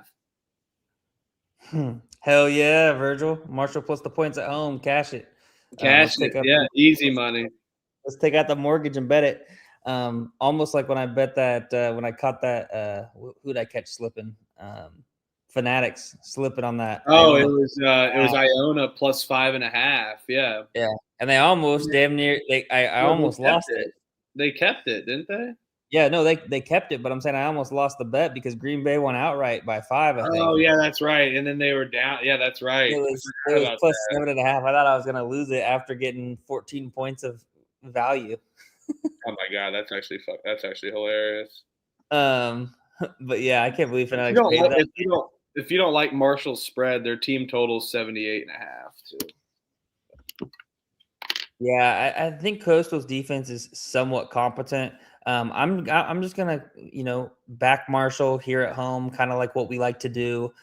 Coastal, they played 4 straight home games, won their last one, but now they're gonna go on the road for the first time in since before Christmas. Last time on the road it was St. Joseph's on December 22nd.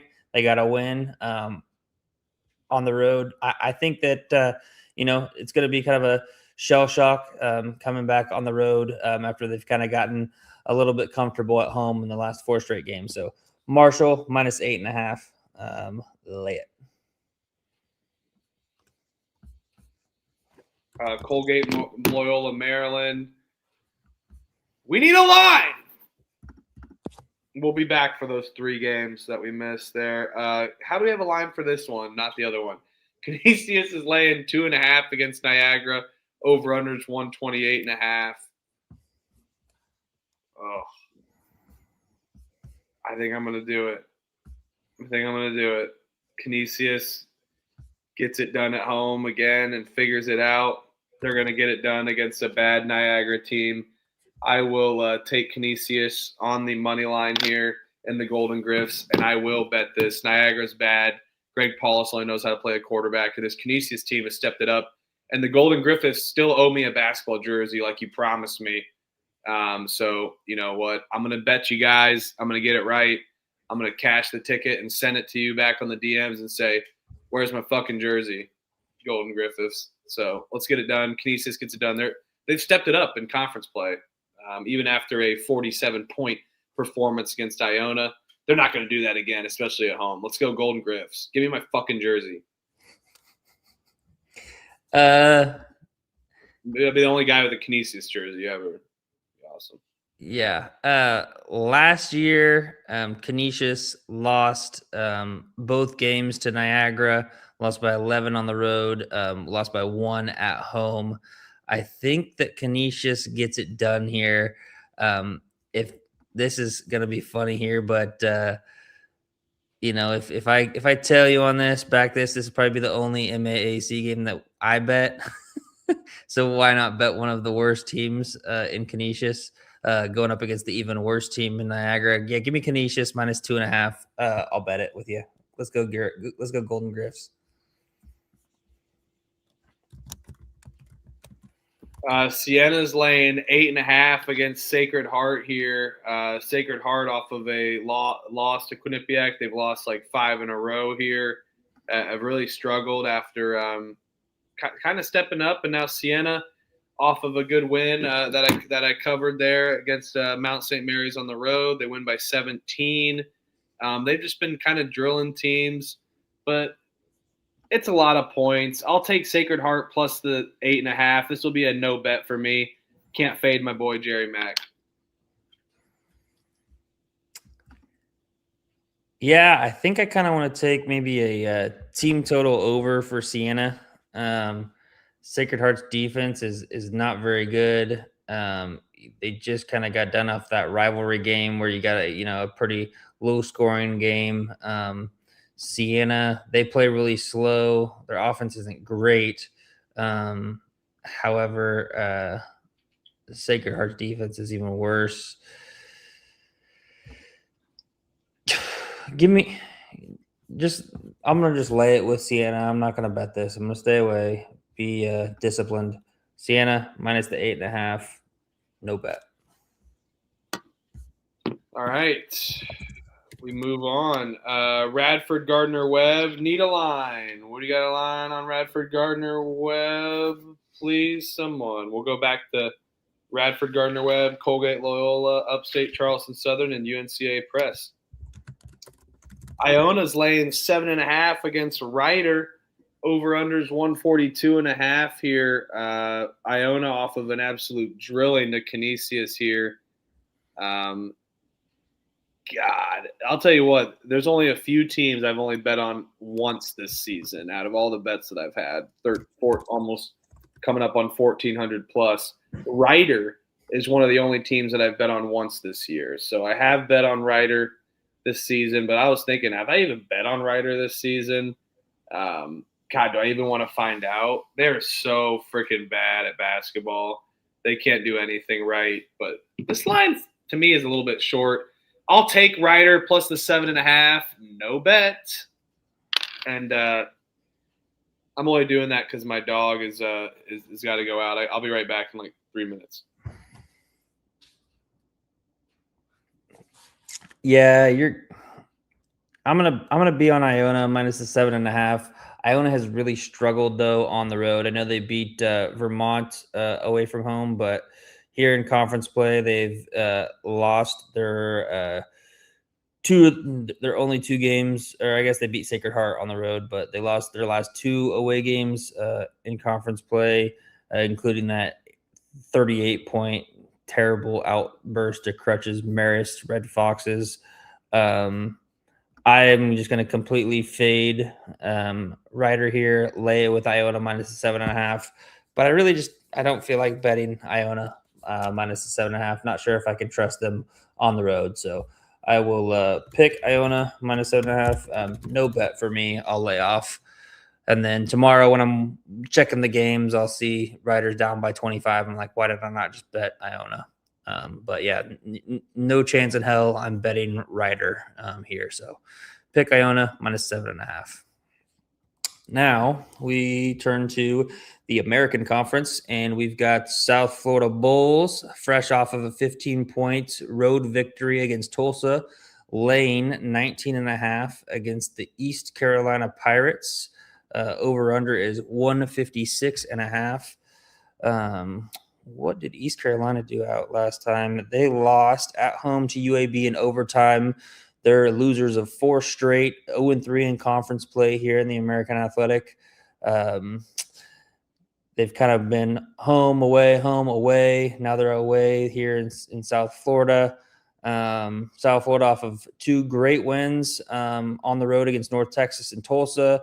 They did right before that drop their conference opener at home to UAB in double overtime. This line is big. Probably not going to bet this game. I will lay it with South Florida because East Carolina is not good whatsoever. But I don't really want to bet this. Possibly you could maybe talk me somebody if anybody likes the over 156.5. Somebody could talk me into betting the over 56.5. I think we could see maybe like a South Florida put up 85 to 90 points. Let me pull that up real quick for you guys. East Carolina team total. So I got East Carolina team total 68.5. So you could, maybe look at taking the under there, or South Florida, their team total is 88.5, juice to the under there. Yeah, John looks like he's liking the under there in that East Carolina spot. I think it's kind of spot on. Yeah, I'll lay it. No bet for me though. I just hate that the kind of the reason why I'm laying off of taking the under with like the ECU team total is just South Florida. If they're up by 20, they play with a super high pace. They allow defensively. They also allow super high pace play. And I know East Carolina plays pretty fast too. But if South Florida puts up a lot of points, I think East Carolina can as well potentially. That's why I like the over full game. But I'll just lay it, no bet. Yeah, a little too much craziness there for me personally in this one. A lot of volatility. I'll take the UCF team total over 87.5 available, 88.5. I think that they can put up 90, but no bet for me. We're on a streak there. Lafayette Bucknell need a line here. Lafayette Buck. We need a line there. Western Kentucky against Missouri State.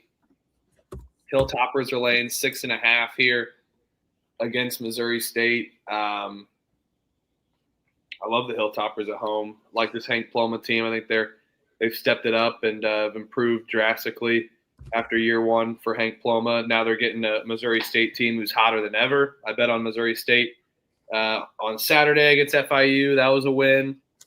We've been riding them a little bit in this Kwanzaa Martin team. Now we get them on the road. They're due for a drill spot here and getting shellacked. Missouri State, that is. I will lay it with Western Kentucky. I like the way that they spread the floor. One of the better motion offenses out there. And they do a good job at maintaining the ball and don't turn it over. And that's where Missouri State can struggle here. And I think Western Kentucky could expose them on defense and force some turnovers as well. So give me the Hilltoppers at home. Lay it. -6.5. Yeah, I like Western Kentucky here as well. I might actually double dip with them and put them in a little money line parlay piece, as well as take them -6.5.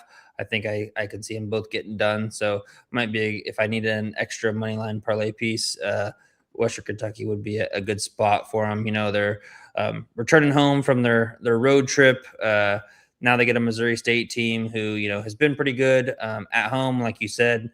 I know they got that win on the road against Delaware, but last time out on the road, Kennesaw lost by 10. I think, they lose by at least 10 here against Western Kentucky, who's a lot better at home. I think they roll here. Give me the Hilltoppers -6.5. Look at possibly adding them as a money line parlay piece if I need something.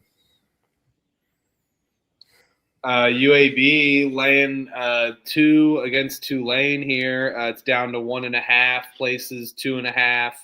I will squeeze the juice on UAB money line. I think this UAB team has been rolling, figured it out. I like the way Andy Kennedy coaches this UAB team. They find a way to be tough and they never give up, even against when they're down and out. They claw back and fight back. And now they're going down to New Orleans, getting a Tulane team that's won 5 straight. The line's just a little bit too easy, right? Tulane, dominant performance. We've seen UAB kind of be up and down, but these are the games UAB gets up for. They out-rebound the hell out of Tulane, which I think is going to be a major problem here. And I think Andy Kennedy goes into New Orleans and gets this done on the win here. And Chance Westry, very fun to watch for the Blazers. And a very tall team, to say the least. So great for the rebounding spot there. Give me UAB money line. Yeah, I'll battle you here. I'm just going to take Tulane plus the points. I won't straight battle you with Tulane money line. But I'm seeing 2.5 now, so I'll take Tulane plus the 2.5. I think at home they can get it done here. UAB is just fresh off of the overtime win on the road against East Carolina. Now they hit the road for a second straight road game against a better Tulane team. I like Tulane here to get it done and win this outright at home. We can battle. All right. Middle Tennessee State laying 3.5 on the road against Louisiana Tech. Ugh. I mean, I've been right about Middle Tennessee State. Been solid against them. I've gotten them right the last 4 times. So get them right for a 5th. Where are we going? How do we get them right for a 5th? I really want to lay it with Middle Tennessee State, but I think this Louisiana Tech team can pick it back up. We just saw Middle Tennessee win by 37 points against Louisiana Tech at home. I think we all were on that one too as well. I think, Elliot, you were on that. God, I can't believe I'm doing this. I'm going to bet on Louisiana Tech. They're so freaking bad, but this will go to my no-bet list if this doesn't hit. I just think this line is somewhat stinky. And if I fall in the trap again with Louisiana Tech like I did against Liberty, then I'll be it. But you know what? I think Louisiana Tech's defense can step it up here. I think we're going to see a lack of possessions where it's going to be a lot closer than we think, even if Middle Tennessee State's up for like 5 or 6 here. So, I'll take La Tech plus the points. I hate it, though. But to me, it's a good spot for them, even if I get booby-trapped.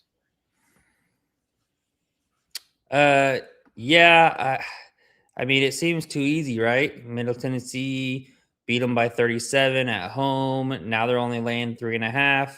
Just seems like it's too easy to just lay it with Middle Tennessee here. But, I've always loved to fade Louisiana Tech on the road, back them here at home. So I'm right there with you. I'll take Louisiana Tech plus the 3.5. I think they can get this done outright, but I'm getting the 3.5, so I'll take that. I was kind of maybe looking at a possible under spot, just with how both of these teams, really good defenses, both play at a very slow pace in the 300s, upper 300s to both of them.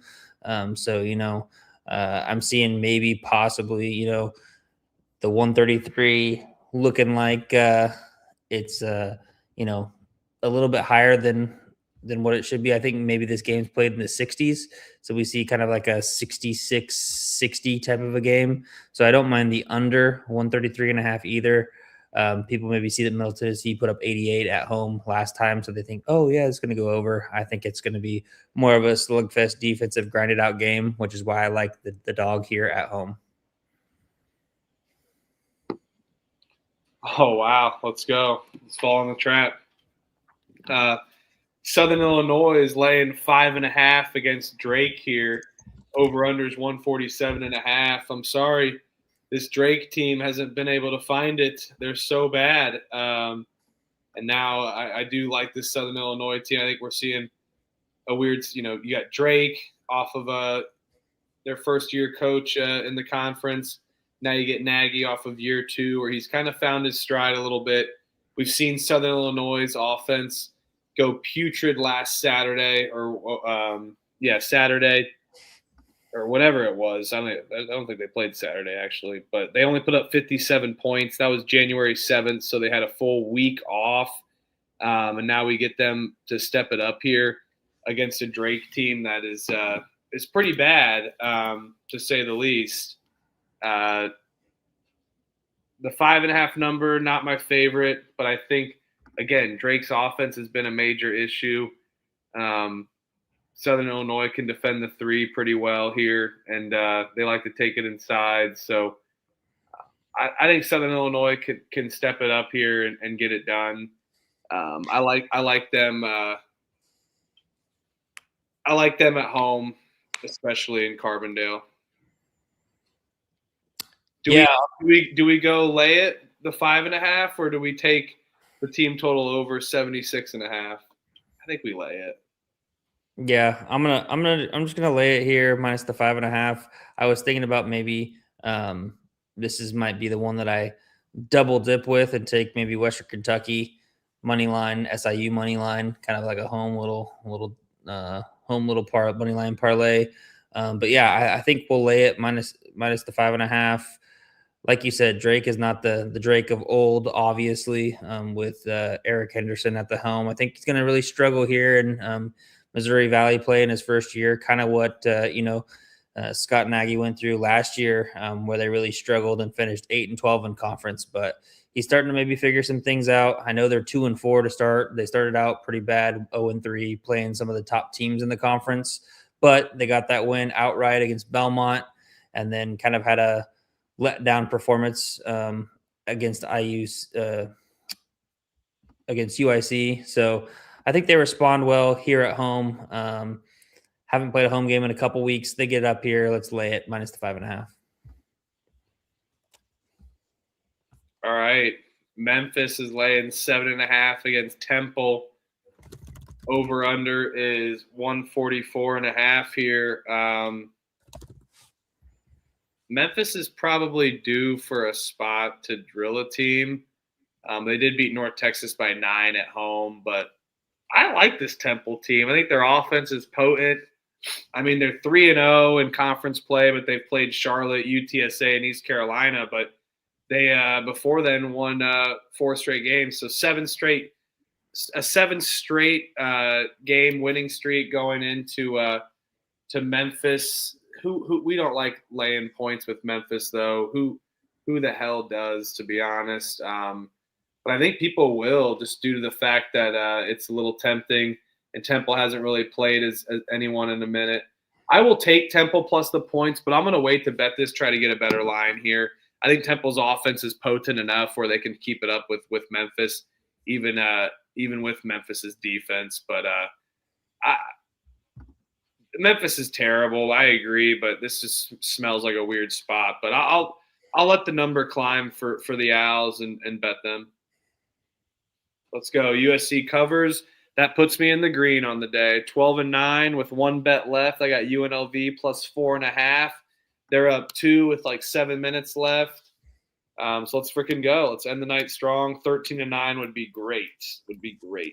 So I needed that win though for the 12-9. So if I was only 1 game up, then I wouldn't have profited. So, but yeah, we're going to be profitable. So I don't know what people in the chat are saying. You look at my record, 726, 603. I'm only up 47 units on the year. So yeah, that is juice. So boom. I 9-9 got UNLV plus the 4.5 pending as well. I'll take it, even if UNLV comes through 10-9, won't be really profit. But after starting out 0-5 and then 1-7 to end the day, possibly going 9-2 to end the day to get back right above 500, I'll take it. So battling of a day. I kind of like the for Jeff. We didn't get you to see it in the chat. Hopefully you get to catch the replay. This is for you, for Jeff. I kind of like the over here. We think that Temple's going to be competitive.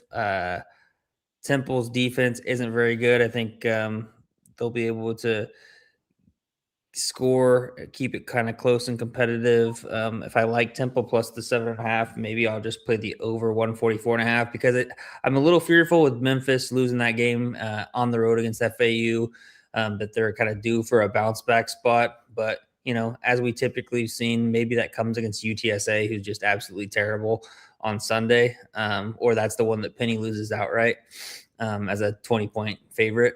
I'll take the over 144.5 in this Temple Memphis game instead. I would be on the same side though as you and take Temple plus 7.5. Texas State is laying 9.5 against Lafayette. Over under is 131.5. Lafayette is one of the worst teams in college basketball, but I cannot lay that many points with this Texas State team. You know, I liked some Texas State teams in the past, but this team is just putrid. Offensively, they struggle. They go on scoring droughts, and they stepped it up offensively. But when they step it up offensively, it's just because they're playing LA fitness ball, as I like to call it. No defense. But this is Lafayette. I don't expect them to score even with the LA fitness ball. I'll lay it with Texas State. This is going to be a no bet for me. Yeah, and shout out. This is for Jeff. Shout out to Jeff. I will spar here with you. I'll take Louisiana plus the points, but like you said, they're not a good team. I'll take them plus the 9.5. Don't want to bet them whatsoever, but I'm not going to lay points, this many points, almost double digits with Texas State. So we'll spar. Give me Louisiana plus the 9.5. All right. Let's frickin' go here. UTSA. Oh, I skipped one. On purpose. I skipped this one. Wow. On purpose. No. Everyone's just trigger happy. Take it away. Sorry, I guess we should have skipped it. Maybe. Just kidding. Yeah, should have skipped it. Yeah. Gonna win. By the way, go ahead. What'd you say? I said Kansas State's gonna win. By the way, go ahead. Oh yeah, for sure. This game's on Peacock. I'm glad I will be attending in person though. The IU game was on Peacock tonight too. It was terrible. So boots on the ground here. I will be up close and in person for the Anthracite out tomorrow night. It's not a blackout. It's Anthracite out. They're donning the Anthracite jerseys and wanting all the fans to wear Anthracite. So I will take K-State minus the 2.5. 0-3 in conference play. Lost to BYU at home to open up conference play. Had a struggle on the road in Arizona for the Arizona two-step with Arizona State. Now they return home, play UCF. I think they get it done. UCF 2-1. They've kind of faltered on the road against Oklahoma State, lost by 11. I think we see a good little bounce back spot here for K-State. Lay the 2.5, and I will bet on my team here, actually. I like this spot for us. I do too as well. I mean, we've seen UCF step it up for sure. I think Kansas State can get this done. And we see them step it up just a tad bit at home. I like this as a little get right for them. I think they certainly get it done. Tempo's going to be flying here. I know UCF kind of has a little better defense, but if both teams don't do a great job at getting to the line, so if K-State can get that home whistle, they're due for a home win as well, especially in Big 12, 0-3 in Big 12 play. Give me K-State. Log it up. Anthracite, my fault, Crutch. Goddamn. Anthracite, yep. Rice is laying 5.5 against UTSA. Over-unders 144.5. UTSA is terrible, but who wants to lay points with Rice? I would have rather taken Ryder plus 7.5 earlier. Rice minus 5.5, no bet because UTSA is terrible. But like I said, who wants to lay that many points with Rice? Honestly, I can't believe that Rice beat Wichita State on the road. That was one of the shockers from me. No pun intended. But man, I'll take UTSA plus the 5.5. 0-4 going up against probably the second. I mean, they're the worst team in the American. East Carolina is probably right behind them or right in front of them, and then probably Rice. So this is a good spot for them to possibly get a win here. So I'll take UTSA plus 5.5. Not betting this game because they're absolutely terrible. Yes. I don't know. Bad teams, no bet. San Diego State is laying a point against Wyoming. Over under is 149.5 here. This line is rather interesting. Let's see, still 1.5. 1.5 everywhere for the most part. Where San Diego State's still laying it here. This line's a little bit stinky, man, in my opinion. You get Wyoming welcoming in San Diego State, who's off of a win streak here. I know that we haven't done the spots and kind of been taking the home teams, but this is a CBS Sports Network game. I think this is a lot of people are going to have eyes on this one and get a chance to watch Wyoming. I think Wyoming's defense is going to prevail just fine here, as San Diego State's has stepped it up and found their defensive way here. 5-0 though, walking into Laramie, not very friendly. Then they get New Mexico back at home, which I think is a good spot for them. And we get Wyoming 2-3 in conference, getting only a point. I think the line is just a tad bit telling for this Sundance Wicks team. Wyoming is a great rebounding team, likes to take you inside. I like Nasir Meyer, Caden Bennett, a lot of ballers on Wyoming that I enjoy to watch, and I think they're going to get right and step it back up after their Nevada loss and win at home here. Give me Wyoming on the money line. Yep, I'm going to ride there with you. I'll take Wyoming on the money line as well. I think the juice is right. Elevation is definitely going to be a factor here.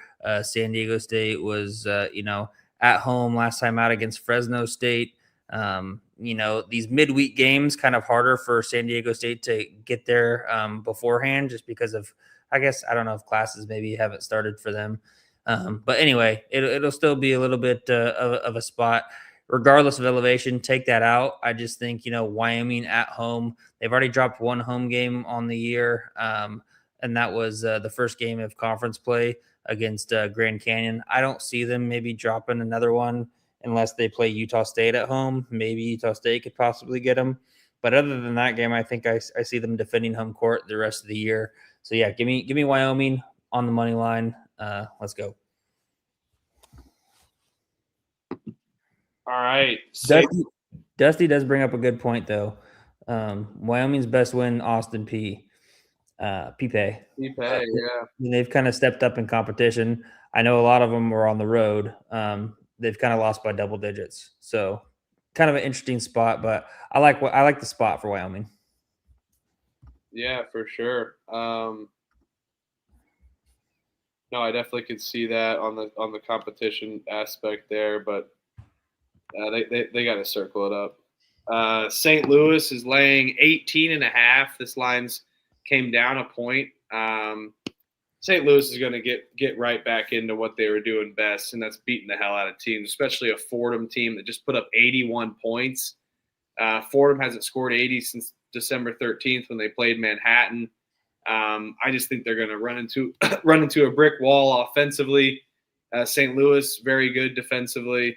But their LA Fitness ball is all it can be, and now they get a Fordham team who's pretty bad at offense. They're going to make Fordham try to shoot threes here. I think this St. Louis team is going to roll. I will lay it with St. Louis here on the big spread, minus 18.5.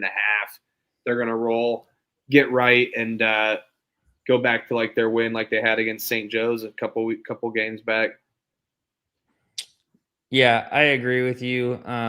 They return home, which I think is the biggest factor. On the road, always tough to win on the road and even win by margin. But Fordham, they're just off of the awesome road win against St. Bonaventure, ruined our money line parlay there. I think that now they turn around and play again against St. Louis on the road, and I think it's a whole different story. I think St. Louis rolls here by 20 plus. So give me St. Louis minus the 18.5. And is Trevor coming back? Anybody else in the chat? Have you got anybody watching Kerms? Is Kerms still? I think they're still going, probably. All right. Oh, this is a fun one. North Dakota State is laying 5.5 against South Dakota State.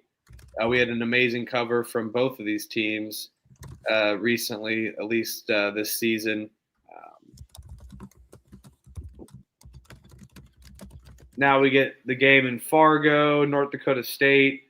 Kind of just a little bit better, in my opinion, overall. But they haven't been able to, like, drill teams outside of Kansas City. And now South Dakota State, though, is kind of like only play on the road, in my opinion, although it's not a horrible travel spot, because you want to see South Dakota without Mount Rushmore, then you go to North Dakota, because it's the same fucking thing. Give me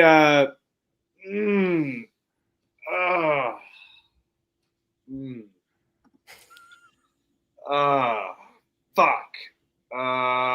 Shit. I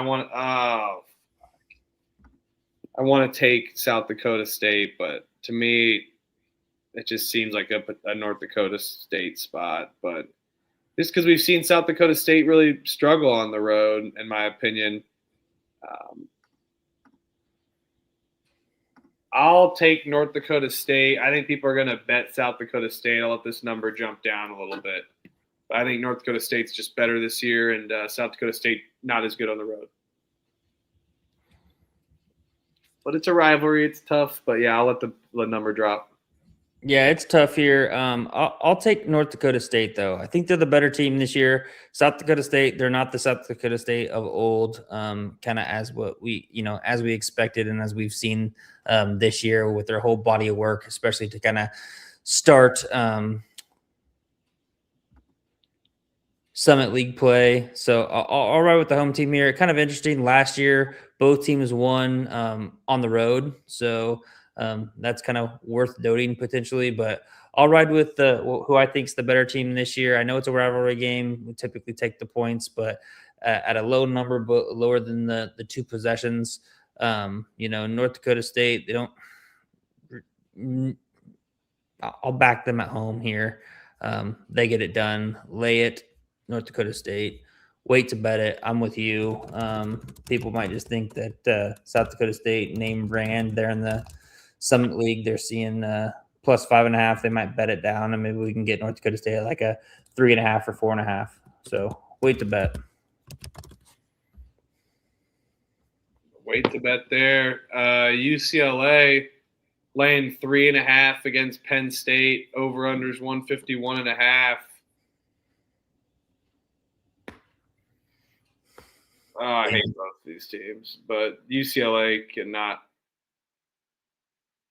afford to drop. Hey, everyone. How's it going? Yeah, UCLA. I didn't want any part of that game. Yeah, I think this is a sign for sure. All right, everyone. Have a great night. Take care. This has been the Pump Fake Pod. Appreciate everybody. UCLA's laying 3.5 against Penn State. I will lay it with UCLA. This feels like a Penn State spot for sure, but I think UCLA gets this done on the road, even after their win against Maryland. Penn State's terrible. I'm not buying into the slop there. I can't do this. UCLA gets it done, covers a number in a sweaty game. Because UCLA doesn't win this. They're already threatening a tournament appearance already. The way that they've been playing, if they lose this, then they're very well in trouble. They can't be jumping out, because then they got Ohio State on the road, which I think should be a win, but could be a weird spot for them if they get this road win as well. And then Purdue at home, Northwestern, Oregon. So not a horrible schedule loading for them. So I think this is what they need to start off right away, get the ball rolling, and try to keep solidifying them for an NCAA tournament bid. Because like I said, if they lose this one, then they're in major trouble here. Yeah, I think you're right. But it does feel like a Penn State spot. I'll take UCLA. I probably am not going to bet this, though. Penn State 0-5 at home. Is this in the Bryce Jordan Center? It is. Yeah. I mean, when does Penn State get a win? I guess at home against somebody. Is it now? I don't think so. Give me UCLA minus the 3.5 bet. All right. Hey everyone, how's it going? Oh, I forgot. I didn't even mean to. This sounds like a great little intermission here. Oh yeah, do we got a line on that? Let's go. All right, Radford, Gardner Webb. Don't bet that game. Penn State, great logo there. I love that Penn State logo. That lion is just magnificent. It's Nittany. Illinois is laying 8.5 against Northwestern. Over Hello 152.5 here. Illinois just rolled against Iowa, but they kind of let up at the end here. I know Northwestern is kind of all Martinelli here, but 0-3, dropping 3 straight in the Big Ten. Then 0-5 now. 0-5, I meant, yeah, just dropping 3 straight in the Big Ten. Northwestern's pretty bad. I know Illinois is solid, but I'll take Northwestern plus the points here. I think we've just seen Illinois come out swinging constantly. Penn State, they only won by 8. Rutgers, they dominated. Iowa, they dominated, but then let them back in. I think this could be another potential let them back in spot. Or Northwestern just plays all the way down to the wire. Pretty tough here. Give me Northwestern plus the points. Martinelli is their entire offense. I know he just scored like 40 fucking points. So we'll see. We need Martinelli. We need Martinelli. But yeah, Illinois could definitely outsize them. I think if Northwestern wants to win, they need to slow down the pace here and try to not run on Illinois. Yeah, I'll probably. I just don't know. I mean, Northwestern, man, they're not very good. But can they be competitive at home? 8.5. I think so. I'm seeing 9.5 now. Wait to bet it. Northwestern plus 9.5. Illinois has been proven that they can win on the road, though. So kind of a little bit worrisome. They've won all the road games so far. Did struggle a little bit against Penn State, and Iowa, handled it. But like you said, let them kind of back into it at the end. Northwestern plus 9.5. Wait to bet.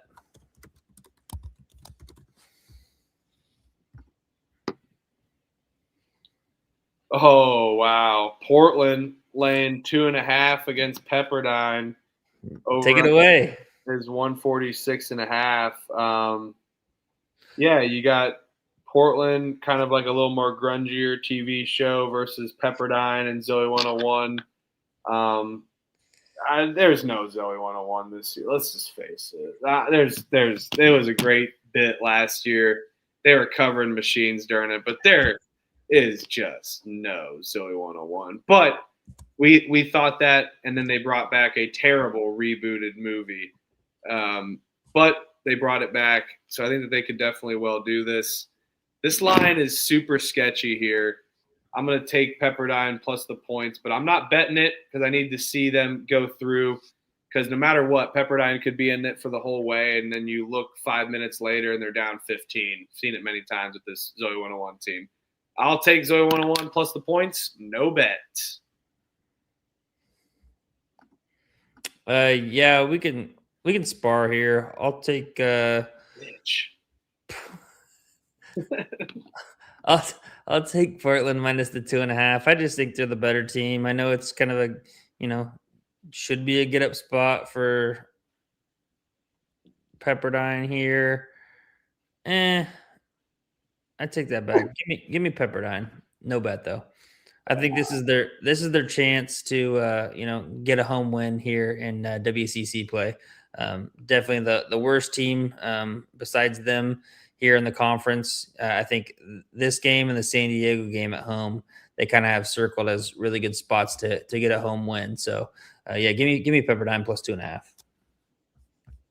Should we bet it? Let's bet it. Fuck it. This is the one they get. Let's go.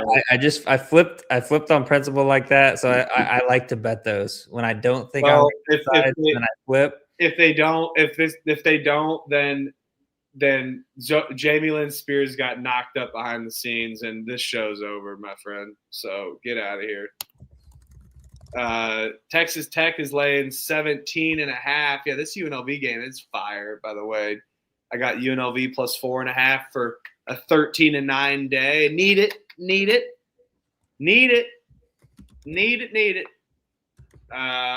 If I went 12-10, I only would have made like 0.4 units. So need it here. Get almost up a unit on the day. Yeah, what are they reviewing? I got to get this off fucking multi-view. Why we got multi-view on? But anyway, Texas Tech is laying 17.5 against Utah. Utah's terrible. They're atrocious. The Utes have really been struggling here.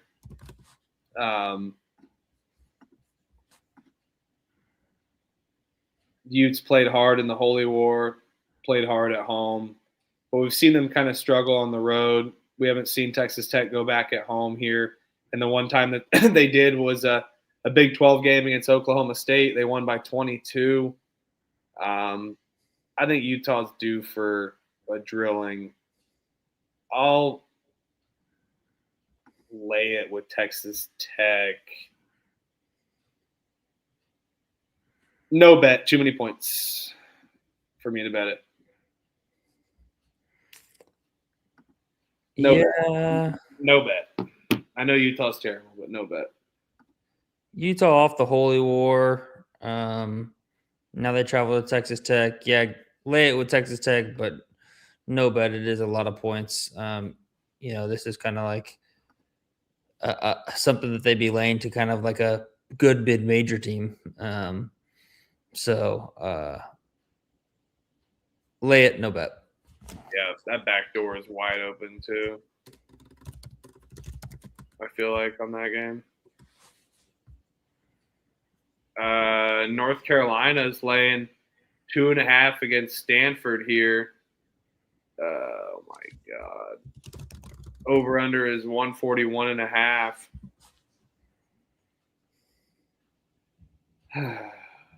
North Carolina, I think, is better, but Samford has really fucking stepped it up, man. Just to say the least, they've been solid. Even though that they just lost to Virginia 55-70, but that was off of like a buzzer beater against Virginia Tech, and they already got a road win out east. Now we're getting North Carolina going out on the Pacific Coast Conference here, PCC matchup, and I like the over here. I think this is just a little bit too slow or a little bit too low here.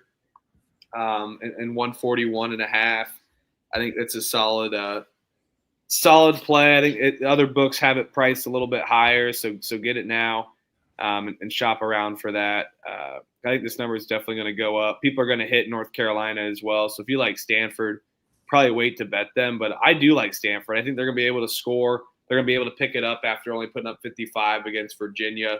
I think Okore and Dent Smith is a solid backcourt and need to be able to step it up against North Carolina's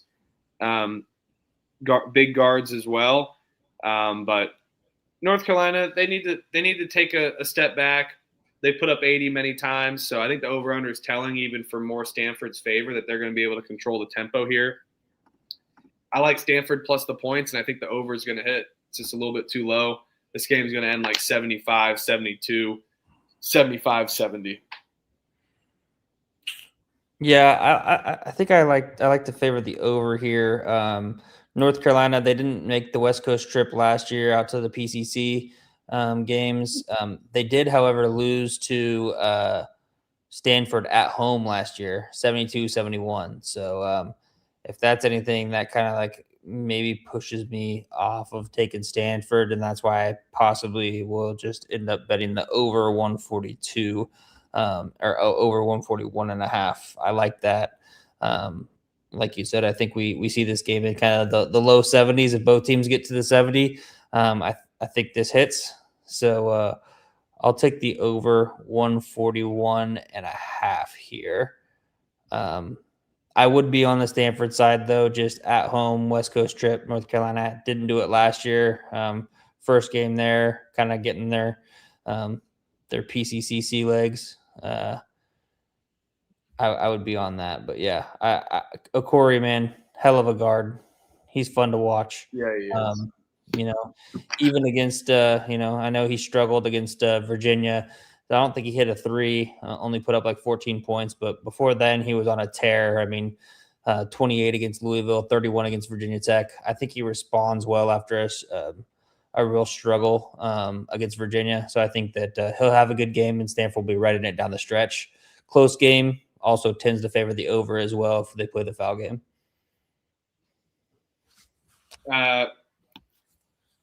Vanderbilt laying 5.5 against Texas. Texas off of their big win against why did I say Arkansas? Against Alabama. Good win. Now they're getting a Vanderbilt team who hasn't lost as well. 16-0, one of the better teams in the country. Can Texas keep it rolling as well? I know that they play with a lot of heart. They got the guys rolling, but this Vanderbilt team, man, I know that they're due for a loss at one point, but this is Texas off of a team where we were just questioning their work ethic as a team. I know the Moody Center is going to be potentially rocking here for this Vanderbilt team, and maybe even more pumped up off of their Alabama game. But I think Texas spoiled their offense a little bit. Now they're going to get Vanderbilt, who's just a little bit better defensively than Alabama, and Vanderbilt can just run just as much with overtime. Oh my God. I do think Vanderbilt's defense, even with their high octane offense, they're one of the better both sides of the balls here. I'm gonna lay it with Vandy here, but it is a little bit scary. They're definitely due, but I'll lay it with Vandy -5.5. When does Vanderbilt lose? Home against Florida on Saturday, at Arkansas Tuesday. They'll drop one of those, maybe that. Yeah, I'll take Texas plus the points. I like Sean Miller here as a dog again. I know it's at home as a dog, and they just beat Alabama on the road, so it could be a little letdown spot. However, last time out, they struggled against Mississippi State, ended up losing that game, giving it away and losing that in overtime. I think they play competitive here against the at home against Vanderbilt. They get up. Vanderbilt maybe survives, but I think we see a close game. So I'll take Texas plus the 5.5. Rebs are fucking stupid. Let's go. I need to go 13-9. Come on. Denver's laying 7 against Oral Roberts. Over-under is 155.5. I don't want to lay 7 points with Denver, but it is a home game. Denver does play very well at home and steps it up way more defensively. Oral Roberts is awful, but Denver's lost a lot of games in a row. Now they're laying this many points. I'll take the Denver team total over. I think Oral Roberts has been a major issue defensively. And I think they're going to struggle offensively against even a Denver defense. That talk about LA Fitness ball. They definitely are an example of that. They don't turn the ball over. They pass little times, run a lot of ISO game, and then just play no defense at all. So even Oral Roberts could step it up offensively. That avoids the 7-point cover. But even the books think that Denver is going to step it up and roll here. Even in their losses, they had 79, 88, 72. But before then, 87, 90, or 85, 86, 129, 86, 97, 95, 79, 89. So I think they're going to definitely step this up, get it done. I'll take the Denver team total over 81.5. Yeah, I don't mind that either, especially, in the second half, you could maybe see Denver kind of explode here.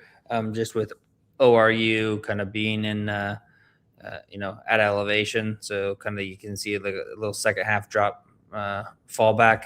Yeah, I'll ride that team total over 81.5 with you. I would be on Denver -7 at home, but I'm not going to bet this at all. Yeah, and Denver will be fucking horrible in the West Coast Conference, John. Yes, they'll be terrible. SMU is laying 7.5 against Virginia Tech. Over under is 158.5 here. Interesting game here. You got Virginia Tech, who's been feisty. They already got their road win out west in Cal, or against Cal. They weren't out west, but they got it at home off the bounce back, off of the buzzer beater. And we've seen Virginia Tech step it up offensively, but then they go on massive scoring droughts as well. And then you're playing up against SMU's high octane offense here.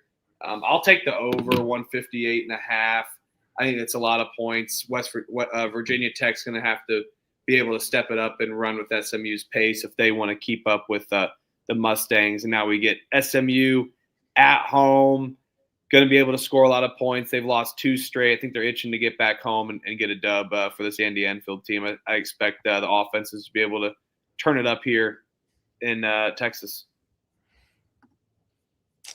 Yeah, I think Mike Young and company are going to struggle on the road here against SMU. You know, they're 2 away games. We're at South Carolina, survived that in overtime, and then at Wake Forest. And, you know, we haven't been too high on Wake Forest. I think SMU gets kind of a statement win here after dropping 2 tough games on the road against Clemson and Duke. I will lay this with SMU minus the 7.5. It will be a bet for me.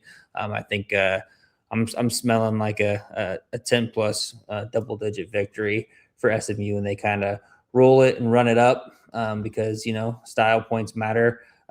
Any team that's got Boopy Miller on it, he's going to definitely look to run up the score along as well. Yeah, give me SMU, lay it minus 7.5, bet for me. All right, South Carolina, Arkansas. Arkansas is laying 10.5 against South Carolina here. I'll lay it. Arkansas off of a loss. Now they're coming back home and the Walmart Tyson Chicken Arena against a South Carolina team who stepped it up in competition recently, even in their losses. But I don't think they're going to be able to play a full 40 minutes on the road in Bud Walton. You know, I think Arkansas really is going to be able to run and gun, step it up, going to score 90 points. And I just don't see South Carolina be able to even get close to 80 here. So I'll lay it with Arkansas. They're going to be able to get this one done against a bad Gamecocks team who's kind of just been spending their load a little bit too much, and it's going to come back to earth against Arkansas and Bud Walton. Yeah, I'll lay it here as well. I was looking at possibly taking the over 157.5 just because, you know, Arkansas likes to put up a lot of points. And, you know, they can kind of let people score on them, especially when they're able to put up points. You look at, like, you know, Mississippi putting up 87 on them. They let James Madison even at home put up 74. So they kind of get into some shootout style games, so that over 157 kind of seems a little low for me. I think if we see like a 90-70 type of a game, that hits the over. So was looking at possibly doing that. South Carolina on the road. Put up 78 against LSU, only 61 against Clemson. I'll just lay it with Arkansas. Wait to bet it, though, because I might fire on that over. I'll think about it a little bit more. Loyola Marymount is laying a point against Oregon State here. Over-unders 141.5. Man, I like talk about defensive-minded teams here. It's going to be a defensive battle.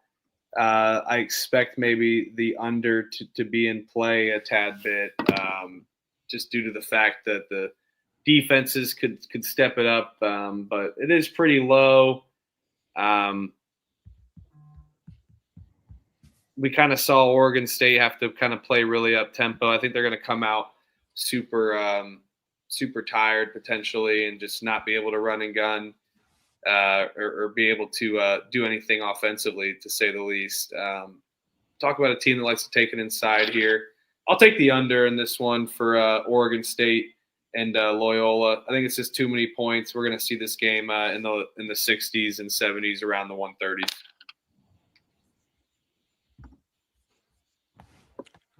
Yeah, I like the under as well. I don't mind that either. I'll probably just take Oregon at home, or Oregon State at home. Not gonna bet it though. Line's kind of short. Might be telling that Loyola gets this win. I don't think it's a true spot for Oregon State here to get up here at home. I know they just dropped that away game to Portland, so we could see a little bounce back spot here. Oregon State money line, no bet. All right. What's that under at 141 or 142? 141.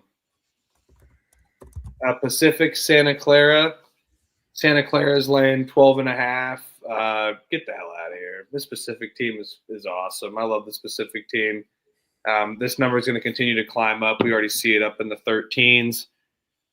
You talk about a Pacific team that's going to be laying 12 points potentially at home, and then they're going to be catching 12 points. I know the books also love Santa Clara, and I know Santa Clara has been able to drill teams, but this isn't Loyola Marymount walking into your home court.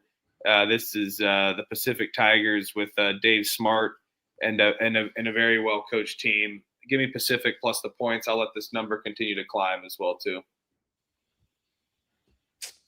Yeah, I'm right there too with you on this. I'll take Pacific plus the 13.5. Santa Clara last time out, they just trounced Loyola by 31. I don't think that they can necessarily do that back to back again, especially against the tough, gritty, defensive-minded team that Dave Smart has really kind of figured them out.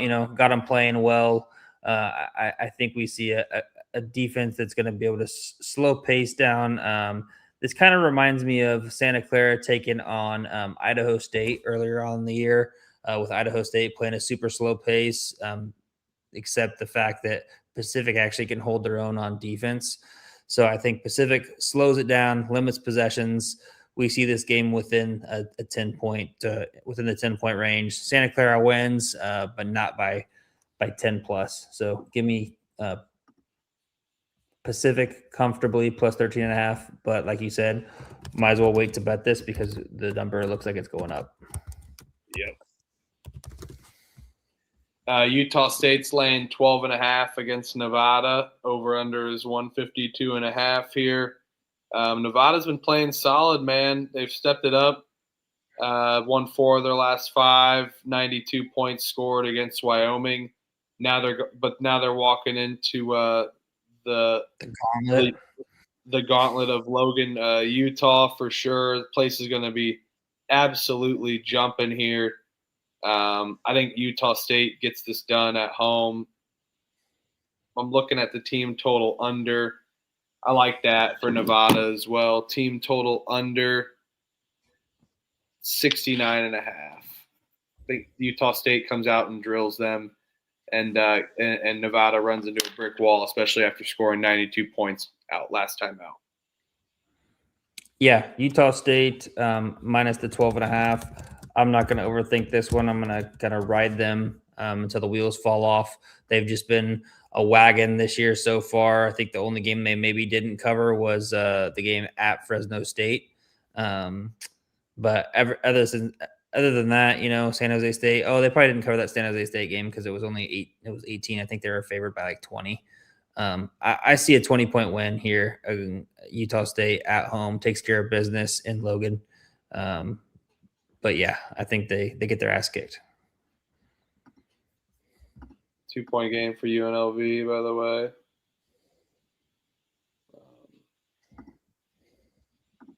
All right. Arizona State at Arizona, rivalry game. Over under 167.5. Arizona lane 21.5. Are these numbers still accurate? Yeah, 21.5, 22.5. Yep. Just lose UNLV. Don't go to second overtime. Arizona State plus the points here. This is a rivalry game, but this will be a no bet for me just because Arizona at home has been dangerous. I think Arizona State just kind of gives up at times, but they should be able to get up for this. But Arizona proving that they might be the best team in the country as well. undefeated. They're going to be able to step this up and dominate. But no bet just due to the fact that it is a rivalry game. So I'll take Arizona State plus 22.5. I'm just not really sure, confident on this one with that high of a spread. Juice, what do you think this final score is going to be? Yeah, I'll be on Arizona State plus the 22.5. Wait to bet it, see if I can get a better number than that. I think I'll probably end up betting this. However, I think, I'm looking at maybe that over 167.5. It's kind of funny because last year at Arizona, this game was 113-100. Arizona won. Makes me kind of want to take the under here in kind of a rivalry game. Maybe they don't put up as many points, but I would wait to see what that number does. So official pick right now, Arizona State plus the 22.5. Wait to bet. All right, Michigan is laying 12.5 against Washington. Over under is 163.5 here.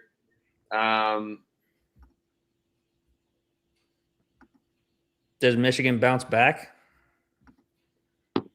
You would think so, that they bounce back, especially against a shitty Washington team. But sometimes when big teams go down, it kind of is like a magnet, like a quicksand type of ordeal, or maybe the Bears are who we thought they were. There's some questions. The Bears aren't who we thought they were. They let them off the hook.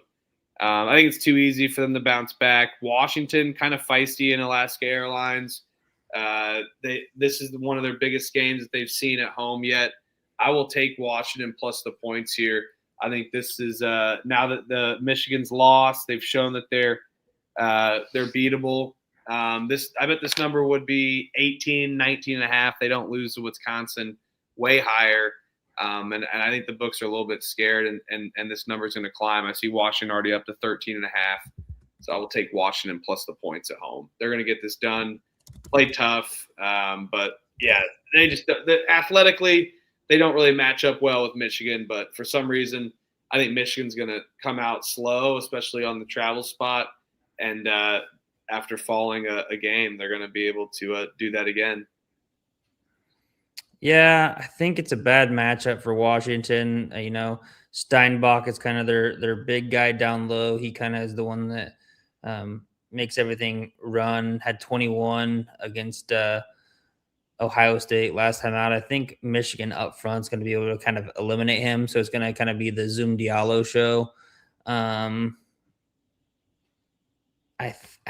think I would lay it with Michigan. But also I think that Washington steps it up here. I think Michigan can maybe score. So I was looking at possibly taking that over 163.5. Don't have good clarity in this game. I'll look into it a little bit more and figure out if I'll be on a side. This is a later game. I know it tips off 9:30 Central, 10:30 Eastern. So I'll probably have a bet in this game just because it's one of the last games of the night, but not quite sure yet. Tend to lean right now towards Michigan minus the 12.5 and a bounce back spot, only due to the fact, like you just said, the line would be like 18.5 if they didn't lose to Wisconsin. So I think we may be getting them at a decent price. And bad matchup for Washington because Michigan's front court can handle Steinbach.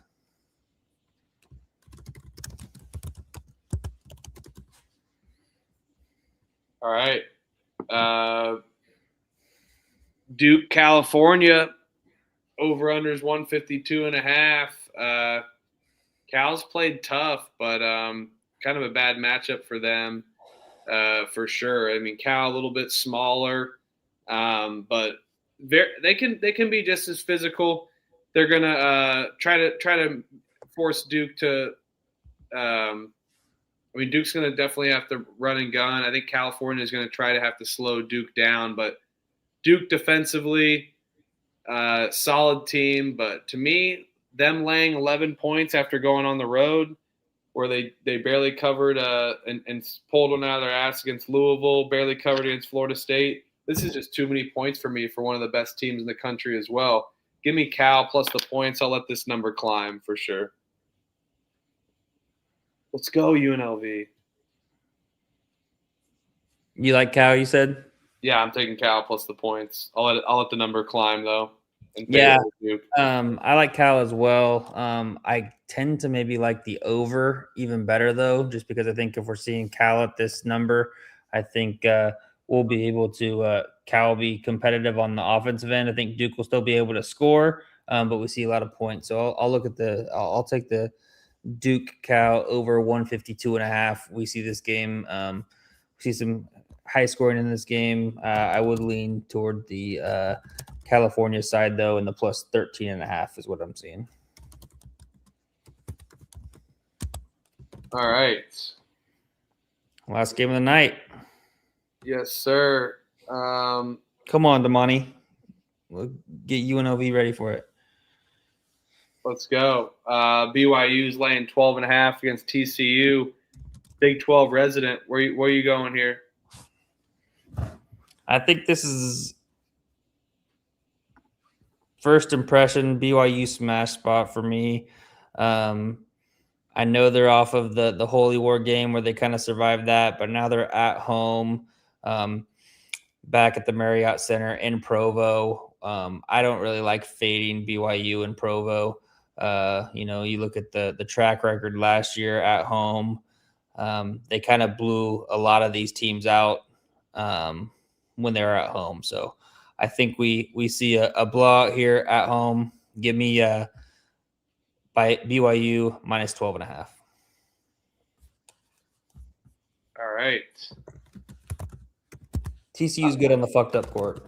Yeah, I'll lay it with BYU. I think their TCU's defense is their strength, and they're not going to have an answer for this BYU's physicality and their size here. So give me BYU. Lay it. All right. Picks page will be posted. Have all that on there. If UNLV ends up covering the plus 4.5, which they're up 3 with 6 seconds left, about to inbound the ball, I'll be 13-9 on the day. So up 47 units, chasing the 50 unit category already in January. So 3 months in, 50 units. Let's freaking go. Absolute fire start to the season. Elliot, how we doing? You got UNLV to close out the night as well, right? Yes, I do. UNLV to close out the night. I will say, we'll fill in. I think there's 5 games that we didn't have lines on. Check the picks page. Asheville Presbyterian, USC Upstate, Charleston Southern, Colgate Loyola Maryland, Radford Gardner Webb, Lafayette Bucknell. We'll fill those in on the picks page, so check that. Terrible start to the day, 0-5 to start, 1-7 at one point. But if UNLV cashes this, which looks like it's going to, somehow I'm going to be 10-9. So I will take that all day. Made the free throw. That's huge. So yeah, 13-9, 10-9. We'll take it. That's profit. All right. Rhythm play of the day.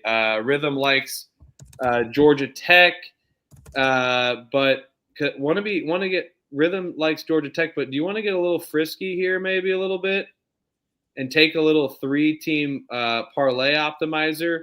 Western Kentucky money line, Marshall money line, and Quinnipiac money line. You in?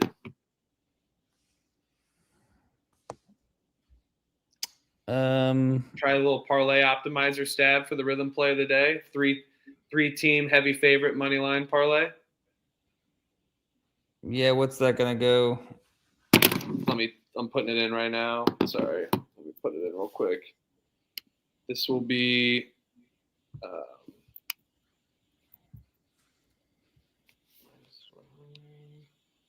Sorry, trying to figure it all out.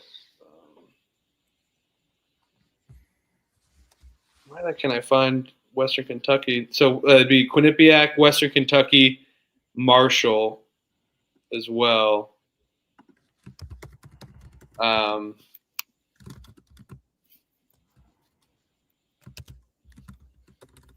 Plus 115. That's what I got. Did you get a number yet? No, I'm good with that. I got plus 115 for that parlay optimizer. Does that work? You cool for that? Yep.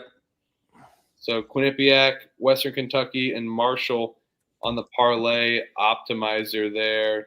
Make sure that that's in there properly. Hilltoppers.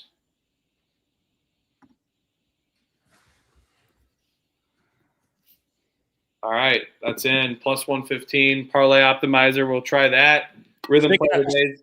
Shake it up a little bit. We're kind of having a bad stretch after a really, really good stretch. We've lost 6 of the last 7. Shout out to Austin Pipe for breaking up that streak, but we're gonna definitely bounce back here and go from there. And 28-18 still for the Rhythm play of the day is fine.